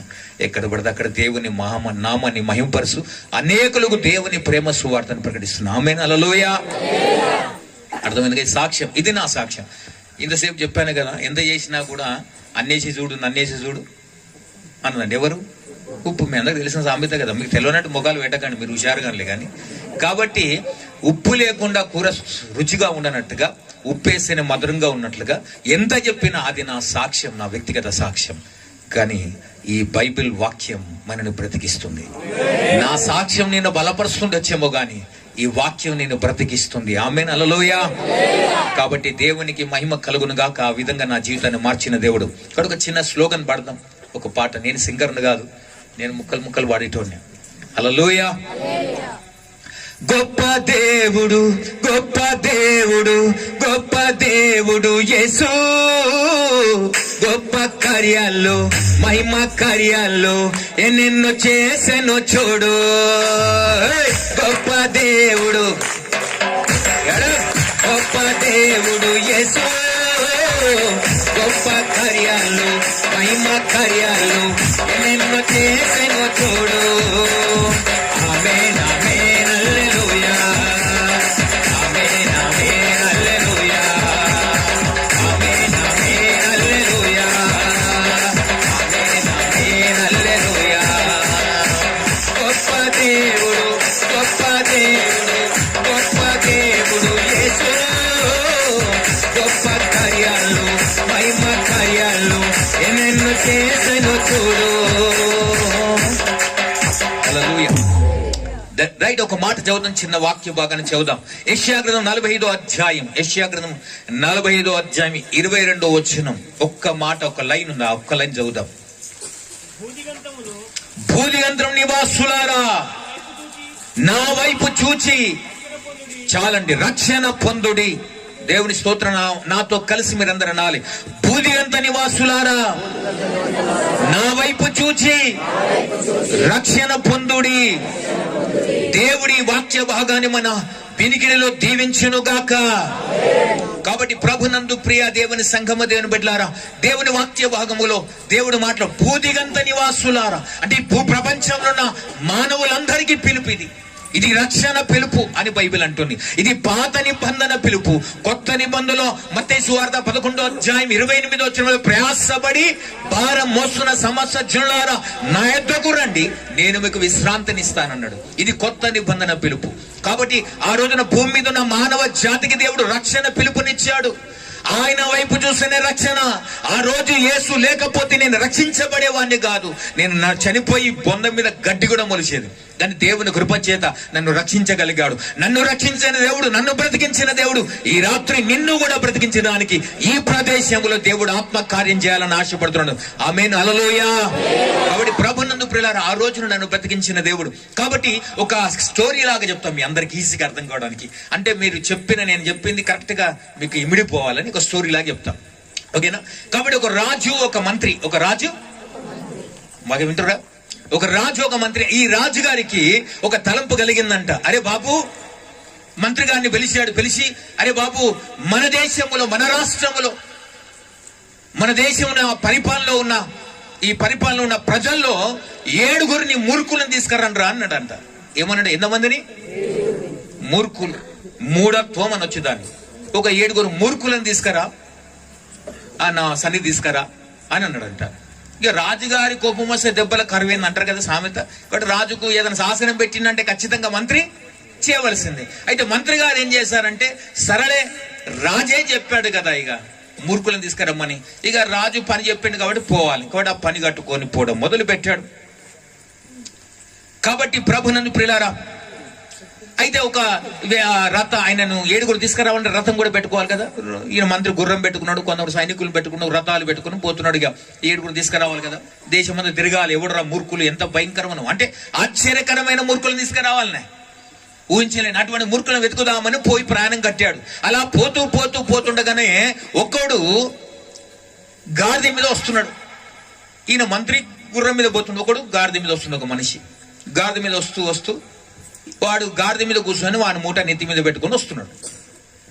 అప్పుడు ఈ మంత్రికి ఆశ్చర్యం కనిపెట్టదంటే, ఏందిరా వీడు గాడిద మీద కూర్చున్నాడు, మూటనేమో నెత్తి మీద పెట్టుకుని, విచిత్రం అనిపించేసి అరే వీడిని అడుగుదాం ఏంది కథ అని ఆగరా ఏంద్రా ఎక్కడికి పోతున్నావు అంటే, మా అక్కడికి పోతున్నా సార్ అని ఎక్కడికో చెప్పాడు.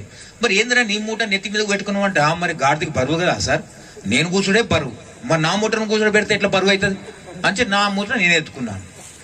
ఓబ్బో అస్సలుడు ఉన్నాడు రైడు, ఇది మొదటి మూర్ఖుడు. కాబట్టి వీడు చాలా అవ్వాలన్నాడు వీడు అని చెప్పేసి, అరే నువ్వు అటువంటి మూర్ఖుడు కావాలరా రాజు అడిగిండు, కాబట్టి రారా బాబు నువ్వు కావాలని చెప్పేసి అతను తీసుకొని 2 దేనారాలు ఇస్తా, రాద్దరిది పోతే బహుమతి ఉంటుందిరా అంటే సరే అని వచ్చిండు. వాడిని కూర్చోబెట్టుకున్నారు రథంలో. ఇక పోతున్నాడు, మళ్ళీ వెతకాలి కదా. ఇంకా అలా వెళ్తున్నాడు.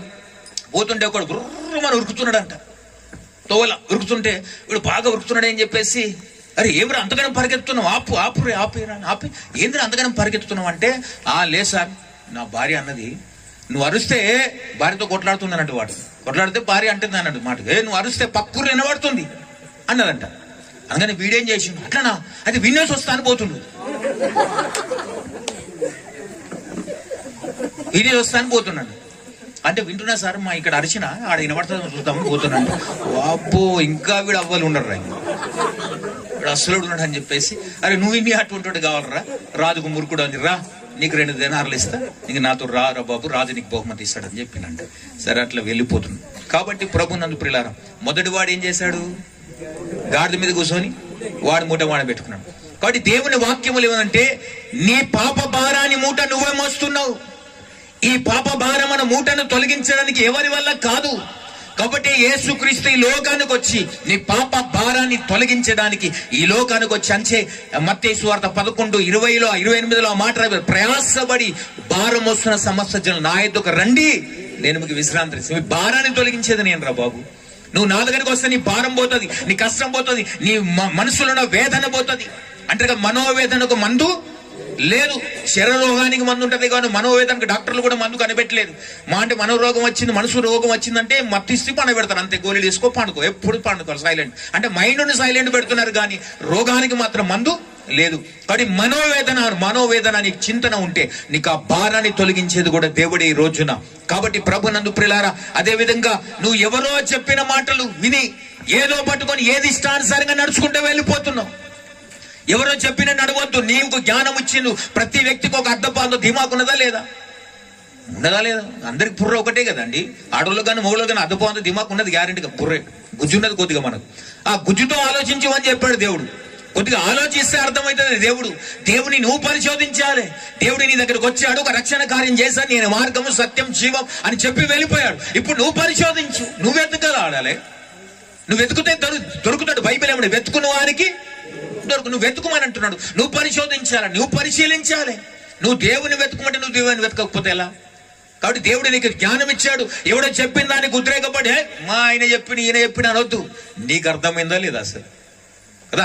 అన్నం పర బ్రహ్మ స్వరూపం అని అంటారు కదండి. అంటే అన్నం పరబ్రహ్మ. అన్నం తినేటప్పుడు అందరు మొక్కి తింటారు, కొందరు ప్రార్థన చేసి తింటారు. కానీ నేనంటే అన్నం ఎందుకు మొక్కుతున్నావు?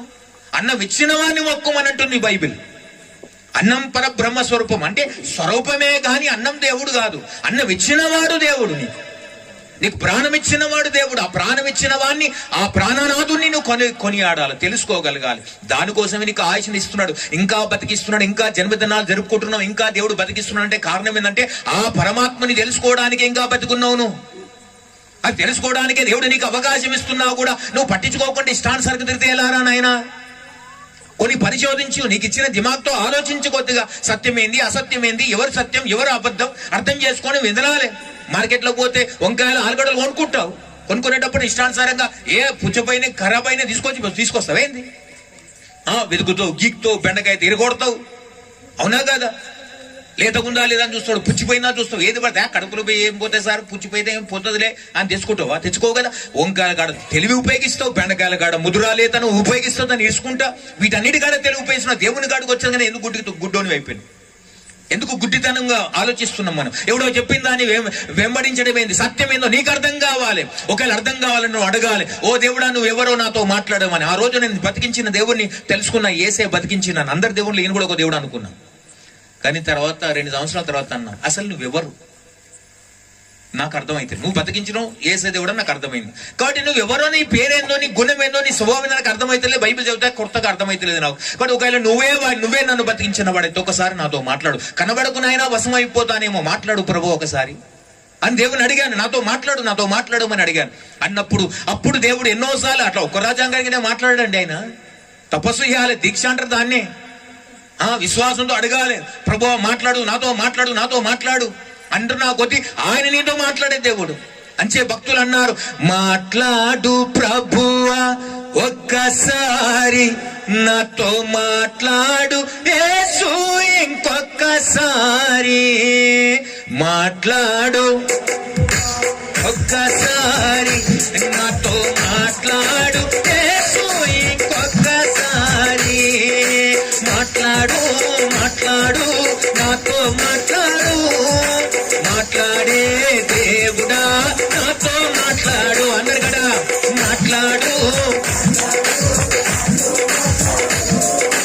మాట్లాడే దేవుడా నాతో మాట్లాడు ప్రభువా నాతో మాట్లాడు యేసు ఇంకొక్కసారి. మాట్లాడమని అడిగితే మాట్లాడతాడు ఆయన. అడగంది అవ్వ కూడా అన్నం పెట్టదు అంటారు కదా. మరి మా అడగంది దేవుడు ఎట్లా మాట్లాడతాడండి? దేవుడు ఎట్లా కనబడతాడు? నువ్వు అడగాలి, పరిశోధించాలి. దేవుడు ఉట్టినే దొరికేటోడు కాదు. సత్యమైనది బహు లోతుగా దూరముగా ఉందదంట, దాన్ని తవ్వి తీయాలి. బంగారం పైన దొరుకుతుంది ఎక్కడన్నా, పంచలోహాల గని దొరుకుతుంది, బంగారం దొరకదు ఎవరికి. తొవ్వంగా ఇంత పెద్ద గడ్డ దొరుకుతుందంట, అది బంగారం కాదు. ఇనుము, రాగి, ఇత్తడి, కంచు ఇవన్నీ కలిసి ఆఖరి బంగారం కూడా కొద్దిగా ఉంటుంది. దాన్ని కరగదీసి దాని పార్ట్ వేరు చేస్తే అప్పుడు నీకు బంగారం దొరుకుతుంది. దాంట్లో దేవుడు అనేవాడు కూడా అంత లోతుగా అంత దూరంగా ఉన్నాడు. నువ్వు వెతుకుతే దొరుకుతాడు ఆయన.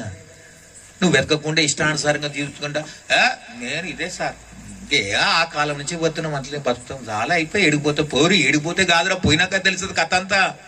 ఇది ఉన్నప్పుడు నీకు అర్థమైతే కథ.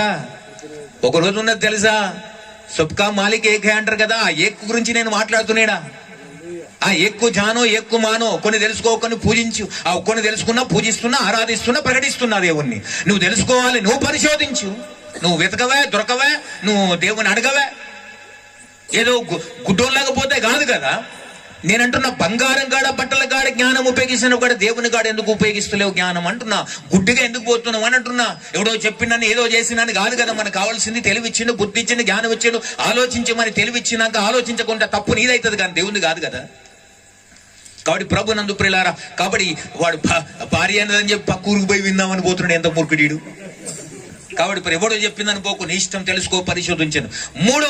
మూడవ మూర్ఖుడు కదండి. ఈ మూడోడు ఇద్దరు స్నేహితులు, ప్రాణ స్నేహితులు అంటారు. ఇద్దరు ప్రాణ స్నేహితులు బాగా చాలా క్లోజ్ ఫ్రెండ్స్. ఇద్దరు కలిసి వెళ్తుంటారంట.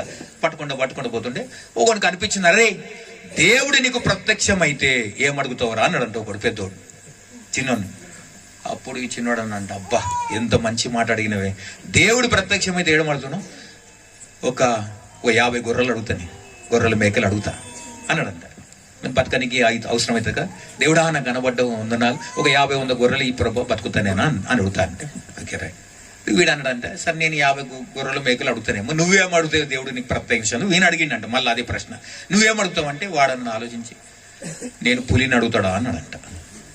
పులిని అడుగుతా. ఎందుకురా పులి అని అంటే, నీ మేకలు తినడానికి అన్నాడంట. నా మేకలు ఎట్లా తింటావురా, నా పులి నానికి అత్తం ధూమ్ తడక కొట్లాడుతూ రక్తం గారేటాడు కొట్లాడుకుంటారు ఇద్దరు. కొట్లాడుతుంటే ఈ మంత్రి పోతున్నాడు కదా, పోయి ఏంద్ర ఇద్దరు కొట్లాడుతారని చెప్పి ఆడదాకా పోయి అరే ఆగురు ఆగురని ఇద్దరు ఆపి ఏ సంగతి ఇంతకనం కొట్లాడుతారు కథ ఏంది అని చెప్పేసి ఆపారంటే ఏంది కొట్లాడుతారంటే లేదు సార్ నా మేకల మీద కూడా పులి వదులుతాడంట. అవురా పుదలుతా వదులుతాం మరి వాడి మేకలు ఉంటాను మేము నా పులేట్ల బతకాలి మరి అసలు నీకు పులి ఉన్నారంట లేదు, నీకు మేకలు ఉండే అంటే లేవు, మరి లేదెందుకు కొట్లాడుతున్నారా ఇప్పుడు ఏమనాలి వీళ్ళని? ఎంతమంది దొరికారు ఇప్పుడు? ఎంతమంది అయ్యారు ఇప్పుడు? రైట్, వెరీ గుడ్, బాగా ఇంటున్నది మీరు కథ. 4 మురుకులు దొరికారు. మురికిలు అట్లా పోతున్నాడు. కాబట్టి ప్రభునందు ప్రియులారా, పనికిరాని కయ్యాలంటారు చూడండి, దారినపోయి కంపెనీ ఎత్తికి చుట్టుకుంటారంటారు చూడుకుంటారు. కాబట్టి అది దారిపోయి దాని పోవాలి కానీ మధ్యలో జ్వరపడతారా నువ్వు అని అంటారు కదా. దారిపోయి కంపెనీ ఎత్తి చుట్టుకోవడం అంటే ఇదే పనికిరాని కయ్యాలంటారు. కాబట్టి ప్రభునందు ప్రియులారా, చాలా మంది జీవితాల్లో క్రైస్తవ విశ్వాసం కూడా ఇది ఉన్నది దరిద్రం. ఏంటి తెలుసా అండి? ఆ ఇంటి సంగతులన్నీ ఈ ఇంటికి మోసేవమ్మ, ఆ ఇంటి సంగతులన్నీ ఈ ఇంటికి చెప్పేవమ్మ, పొరిగింటి విషయాలన్నీ చాటింపు వేసేవమ్మ, ఇక్కడి మాటలు అక్కడ చెప్పి మంచిని చెడుగా తిప్పి, ఇక్కడి మాటలు అక్కడ చెప్పి మంచిని చెడుగా తిప్పి, కొండాల్లో పెట్టావోకమ్మా ఊరుకునే ఉంటే జగడాలు మానే పెద్దమ్మా, కొండాలు పెట్టక పెద్దమ్మా. కాబట్టి దేవునికి స్తోత్రం. కాబట్టి ఇద్దరు ఇప్పుడు ఎంతమంది దొరికిరు? ఇంటురా బాగా 4. అంటే ఒకడు మొదటోడు ఏంటిది? గాడిద మీద కూర్చొని తన మూట తన మోసినోడు ఆడు ఒక మురుకుడు. రెండోవాడు భార్య మీద అరిచి పక్కూరులో అయినా పడుతుందా లేదని పోయేటోడు ఆడు రెండో మురుకుడు. 3, 4 పులిలే అని మేకలే కొట్లాడుతూ వస్తున్నారు. ఈ పనికిరాని కాయాలంటే ఇది. ఎందుకు పనికొచ్చిన వాంతుడు ఈంతుడు కొట్లాట ఎందుకు అని చాదిందిగా జిందగీయే. అరే 4 మంచి కూడా ప్రేమగా మాట్లాడు, అన్నా బాగున్నావా తిన్నావా పన్నావా కథం పోతే ఇక్కడికి దేవుని సరిపోతే చాలు, అది చూసుకోవాలి తవ్వా. కానీ ఏ జానదగా నడుతావురా, పొలం కాడ కొట్లాట, వాడికి బాగా మడతా నీకు మంట, వానికి పొలం ఎక్కువ మడతా నీకు మంట. ఈర్ష్యపగా కుట్రలు ఇదేందండి? 4 దినాలు బతికేది మన చిందగి. సంతోషంగా 4 ప్రేమగా ఉండు, 4 సంపాదించుకో, మంచి తోవ చూసుకొని పో, పరలోకానికి పోతావు. దేవునికి స్తోత్రం, హల్లెలూయా. దేవుడు ఏం చెప్పాడంటే నీ శత్రువును సైతం కూడా ప్రేమించమన్నాడు. హల్లెలూయా. బైబిల్ చెప్పిన యేసేమన్నా నిన్ను వలని పొరుగు అని, మరి అది కూడా లేకపోతే ఎట్లరా నాయన నీకు? పక్కోని ప్రేమించవు కదా, నిన్ను వాళ్ళని నువ్వు ఎట్లా ప్రేమించుకుంటు నీ స్నేహాన్ని పక్క వాళ్ళని కూడా అదే ప్రేమించాలి. అదే ప్రేమ మూర్తి యొక్క లక్షణం అని బైబిల్ అంటుంది. దేవునికి స్తోత్రం. సరే, అదే విధంగా అయితే ఇంకోడు పోతుండే ఇట్లా 4 ఎంతమంది అయ్యారు? 4. ఇక మంత్రి ముందడు పోతున్న కొద్దీ ఒకడు బాగా వెతుకుతున్నాడు, బట్టలన్నీ మాసిపోయిన బతుకు వెతుకుతున్నాడు. అరే మంత్రి దిగి గుర్రం దిగి అరే ఏం వెతుకుతున్నా, ఏం పోయినారంటే అరే సార్ నా ఉంగరం పోయింది సార్. ఓ ఉంగరమా, ఇది వెతకాలరా అని ఈ అందరు వెతుకాని అందరు సైనికులు వెతుకుతా ఉన్నారు. బాగా వెతుకుతున్నాడు. మళ్ళా అరే ఏం బంగారం సార్, బంగారం ఉంగరం, దానికి వజ్రం కూడా ఉన్నది, దానికి డైమండ్ కూడా ఉన్నది. ఓ అబ్బో డైమండ్ కూడా ఉందంటారు అని వెతుకుతా ఉన్నారు. అంత వెతుకుతున్నారు, ఎంత వెతుకు దొరుకుతలేదు. ఈ మంత్రి కూడా వెతిక ఎక్కడ చూడ, అరే ఏందిరా అసలు ఎక్కడ పోయిందిరా అని అడిగిందంట. అదిగో అక్కడ పోయింది. ఈడెందుకు వస్తున్నాడు, ఈడ వెళ్తున్నాను, ఈడ వెతుకుతున్నాను. పోగొట్టుకుంది ఒక దగ్గర, వెతికేది ఏ మనిషిరను. ఈ దిమాగ్ కూడా ఆలోచించలేకపోతాను. వీడు మూర్ఖుడా కాదా? పోగొట్టుకుంది ఒక దగ్గర అయితే ఇంకో దగ్గర వెతికితే ఎట్లా నాయనా? వెతుకు, పరిశోధించు. దేవుడు నన్ను వెతుకు వారికి నేను దొరికేదని అన్నడా లేదా? యెషయా గ్రంథం 56లో 6వ వచనం ఉన్నది, నన్ను వెతుకు వారికి నేను దొరికేదాను, నేను సమీపముగుండగా నన్ను వేడుకొనుడని అన్నాడు ఆయన వెతికే కాలం ఇది. దేవుని వెతికే కాలం, దేవుని పొందే కాలం. ఇంకెంతకాలం దేవుని వెతుకోకుండా బతుకుతావు? ఇంతలో కనబడి అంతలో మాయమైపోయి ఆవిరి వంటిది జీవితం అన్నది. ఏ క్షణం ఏది వస్తుందో తెలియదు మనకు, ఏ విపత్తు వస్తుందో తెలియదు. మన కరోనా వచ్చింది, అందరు ఇంట్లో బంద్, జలకాలంలో ఉండడం అన్నా లేదు అందరూ. మరి అట్లనే ఇంకో విపత్తు వచ్చి ఏం చేస్తావు? డబ్బకుమని పోయే కాలం రోగం వచ్చింది అనుకో మనకి. ఇప్పుడు గాలిలే రోగం వచ్చింది అనుకో, ఏం చేస్తావు? గాలి పిలుచుకొని ముక్కు ముసుకుంటారు ఎవడన్నా, బతాడు ఎవడన్నా? డబ్బకుమని అందరం పోతాం. నేను పోతే నాకు గ్యారెంటీ ఉన్నది, దేవుని దగ్గర పోతా. నీకుందా గ్యారెంటీ? ఆమేన్, హల్లెలూయా. నాకు ఆ నమ్మకం ఉంది. ఈ క్షణమున పోయినా కూడా బిందాస్ గా దేవుని దగ్గర పోతా. ఉంటే ఆయన పని చేస్తే, పోతే ఆయన దగ్గరికి పోతా. ఆ ధైర్యం ఉన్నదా నీకు ఈ రోజున? నా యేసు నాకు ఇచ్చిన ధైర్యం అది. ఎందుకంటే ఆ పరమాత్మని నేను తెలుసుకున్నా, ఆ పరమాత్మని అర్థం చేసుకోగలిగిన, ఆ పరమాత్మ వాక్య ప్రకారం నడవడం మొదలుపెట్టిన. అందరిని ప్రేమిస్తా, నా శత్రువుని ప్రేమిస్తా, తిట్టున్నది ప్రేమిస్తా, మంచిని అందరిని ప్రేమిస్తా. అరే 4 దినక జింది అందరు కలుపుకొని పోవాలి మనం. కాబట్టి వెతుకురా అంటే ఎక్కడ పడితే అక్కడ వెతుకుడు కాదు, ఏడ పోట్టుకున్నాడో వెతుకు. కానీ దేవుడు దొరికే కాలం ఇది కలియుగం అంటారు కదండి అందరూ. కలియుగం కాబట్టి దేవుడు మరి వెతకాలి కదా. ఏ క్షణంలో ఏ సంభవిస్తుందో తెలియదు కాబట్టి వెతుకు, దేవుణ్ణి వెతికి దొరికిందని తెలుసుకోవాలి కదండి. బైబిల్ అన్నది ఆమె ఒక ఇంట్లో అది పోగొట్టుకొని దీపం పెట్టి ఇల్లంతా వెతికిందంట. ఆ నాన్న దొరకంగానే తీసుకో, రే నాన్న పోగొట్టుకున్న నాన్న దొరికింది రంటారు అని సంతోషించిందంట. దేవుడు దొరికితే ఆనందించాలని హృదయంలో సంతోషం. ఎప్పుడు కొంత సీరియస్ ఉంటుంది. ఇదేం సీరియస్ రా, ఏసైనా నమ్మినాక ముఖం కట్టుకుంటారా అండి. నవ్వు ప్రేమ ఉండాలి, నవ్వుతూ ఉండాలి, నలుగురిలో మాట్లాడితే మాట్లాడాలనిపించాలానికి.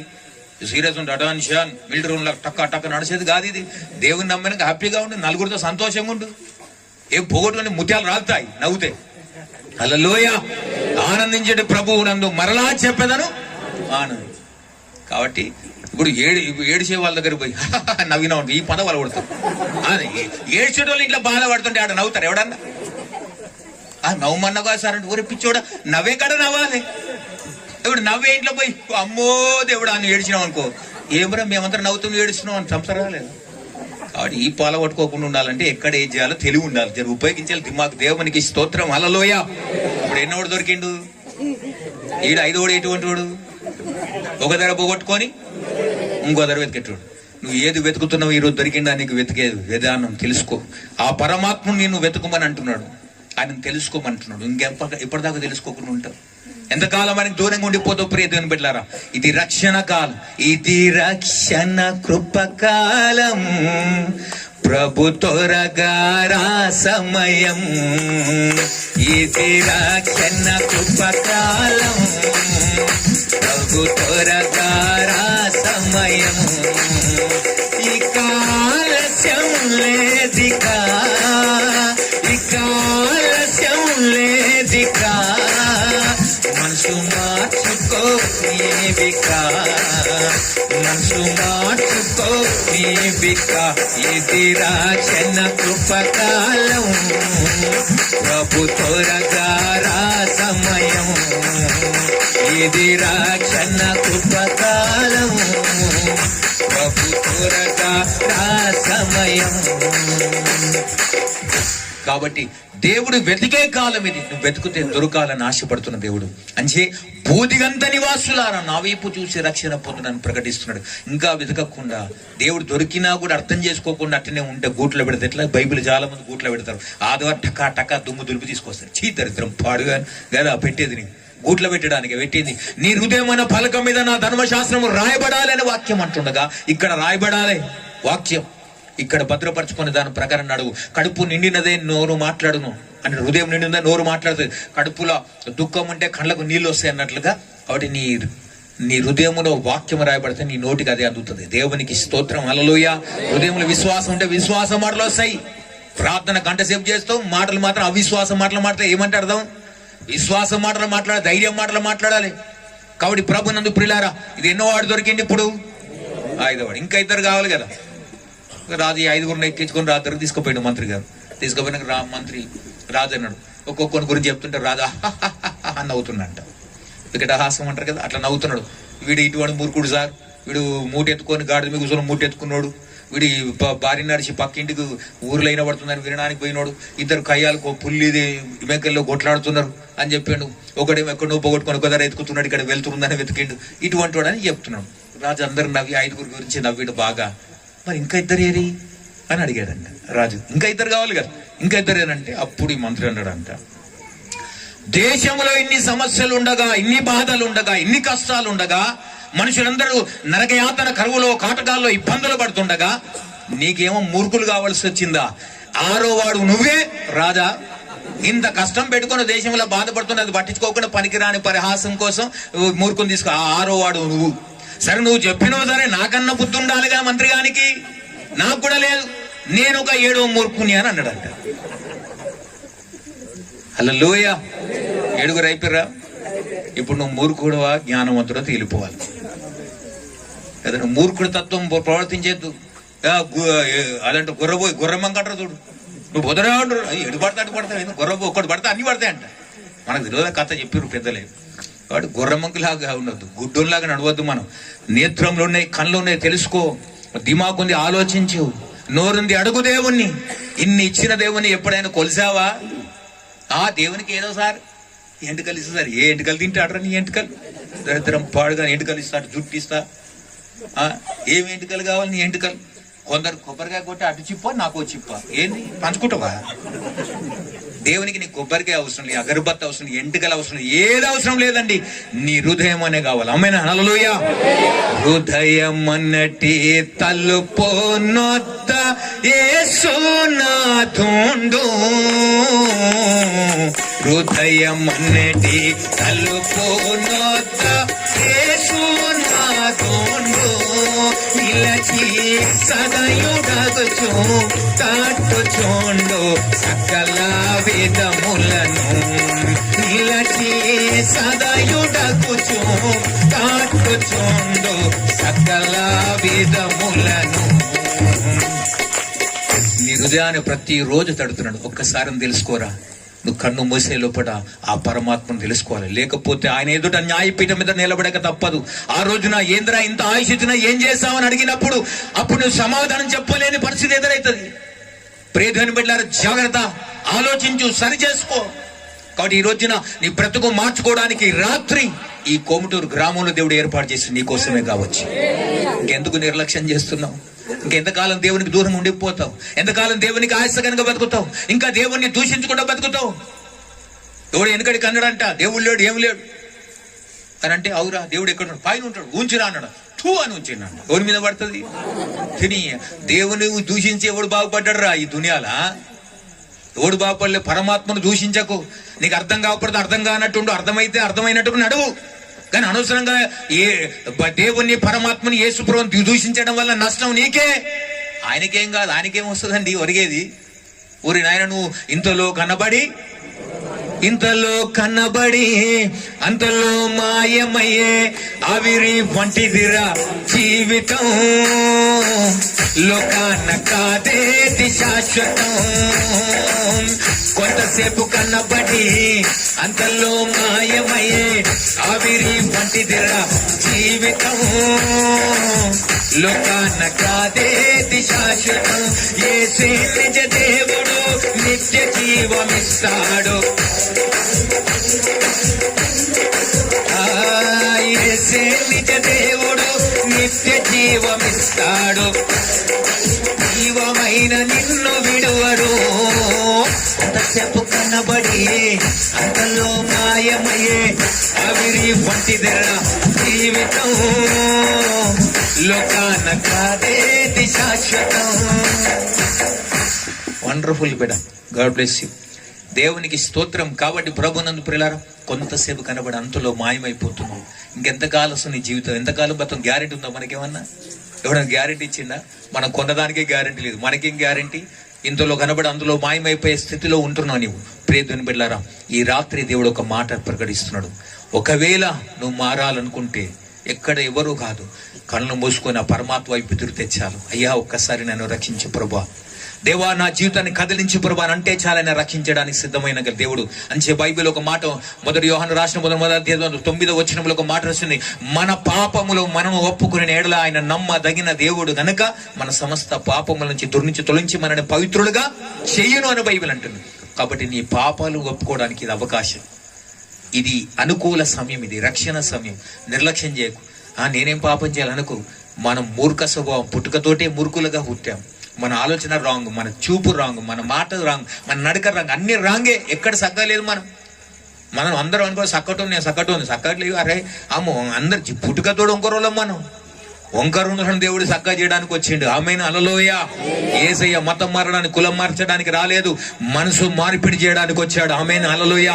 మనసు మారి యేసు ప్రభువు నమ్మి నిత్య జీవానికి వారసుడు కావాలని ఈ రాత్రి దేవుడు నిన్ను పిలుస్తున్నాడు. ఇంకా ఎందుకు దూరం అయిపోతావు? కళ్ళు మూసుకుందాం, ప్రార్థన చేసుకుందాం. ప్రియమైన బిడ్డలారా, దేవుడు ఇంతసేపు నీతోటి నాతోటి మనందరితో మాట్లాడాడు. ఇంకా ఎంతకాలం దేవునికి దూరంగా ఉండిపోతావు? ప్రియ దేవుని బిడ్డలారా, ఇప్పుడు సాక్ష్యం ద్వారా దేవుడు నీతో మాట్లాడాడు. ఈ వాక్యం చేత నేను ప్రేరేపిస్తున్నాడు. యేసు నిజ దేవుడు నిన్ను రక్షించడానికి ఈ లోకానికి వచ్చాడు. ఆయన దూరం చేసుకోకు, ఆయనను ఆశపరచకు, ఆయనను దూషించకు, నష్టపోతావు నువ్వు ఒక రోజున. కాబట్టి తెలుసుకోకపోతే అర్థం చేసుకో. ఓ పరమాత్మ నాతో మాట్లాడమని అడుగు. ఆయన ఎవరితోడైనా మాట్లాడగలడు. ఆయన ప్రేమ గల దేవుడు, నిన్ను ప్రేమిస్తున్న దేవుడు అమ్మా. అయ్యా, నిన్ను ప్రేమిస్తున్న దేవుడు. ఆయన నీ జీవితాన్ని మార్చాలని ఆశ కలిగిన దేవుడు ఆయన. ఒకవేళ ఈ రాత్రి దేవుడు నీతో మాట్లాడి నీకు అనిపిస్తే, నిజంగా నన్ను దర్శించినాను, ఈ రోజు నాతో మాట్లాడగలిగాడు, నన్ను ప్రేరేపించాడు నా దేవుడు అనిపిస్తే, అందరు కళ్ళు మూసుకుందాం. ఎవరు కళ్ళు తెరవద్దు, అందరు కళ్ళు మూసుకొని. ఒకవేళ దేవుడు నాతో మాట్లాడి అనిపిస్తే మీ చేయతను మీకోసం నేను ప్రార్థన చేస్తాను. ఎవరైనా కానీ దేవుడు నాతో మాట్లాడి ఈ రాత్రి నన్ను బలపడతాడు, ఈ మాటల చేత అనుకున్న వారి చేయతను హల్లెలూయా. ఓ రిబాశాల కదందరియా, సిగ్గుపడుకు, భయపడుకు సహోదరి సహోదరుడా. దేవుడు నిన్ను దర్శించడానికి ఇష్టపడుతున్నాడు, నిన్ను తాకడానికి ఇష్టపడుతున్నాడు. ఈ రాత్రి నీ జీవితాన్ని మార్చాలని ఆశపడుతున్నాడు, అద్భుతం చేయాలని ఆశపడుతున్నాడు. హల్లెలూయా. ఓ రిబాశాల కదందరియరద, పరిశుద్ధాత్మ దేవుడు అనేక స్తోత్రం. Thank you lord, thank you lord. పరిశుద్ధ వందనాలయ్యా. అయ్యా, నీ బిడ్డలు చేయొద్దారయ్యా. అయ్యా, చేతిన ప్రతి బిడ్డని జ్ఞాపకం చేసుకోండి అయ్యా. అయ్యా, విన్న వాక్య వారి జీవితంలో కార్యము జరుగునుగాక, వారి జీవితంలో అద్భుతము జరుగునుగాక. చీకటి, పాపము, రోగమాలను విడిచిపోమని ఆజ్ఞాపిస్తున్నాడు. ఈ అయ్యా స్తోత్రం. జ్ఞాపకానికి పడి బలమైన కార్యం జరిగింది. జ్ఞాపకులు వారు అంటగట్టబడాలి, కట్టబడాలి, అద్భుతము జరగాలని మీరే కార్యం జరిగించి దీవించారు. సమస్త ఘనతనికే తెలుసు. ఈ అయ్యా స్తోత్రం వచ్చిన వారందరినీ పేరు పేరు నుంచి వెనకల కింద భద్రపరిచి సంరక్షించి, కాపుదలు సంరక్షించి, నీకే మహిమ, ఘనత, ప్రభావాలు చేసి అయ్యా వీరందరి జీవితంలో వెలుగు నింపి సమాధానంతో వారిని దీవించి యేసు నామమున ప్రార్థిస్తూ వేడుకుంటున్నాము తండ్రి. ఆమేన్, ఆమేన్. ఇంతవరకు ఓపికతో ఉన్నందుకు మీకు అందరికీ కృతజ్ఞతలండి. ఇంతవరకు నా ఛానల్ సబ్స్క్రైబ్ చేసుకోకపోతే దయచేసి సబ్స్క్రైబ్ చేసుకోండి, లైక్ చేయండి, షేర్ చేయండి. ఇంకా లేటెస్ట్ వీడియోల కోసం బెల్ ఐకాన్ మీద క్లిక్ చేయండి.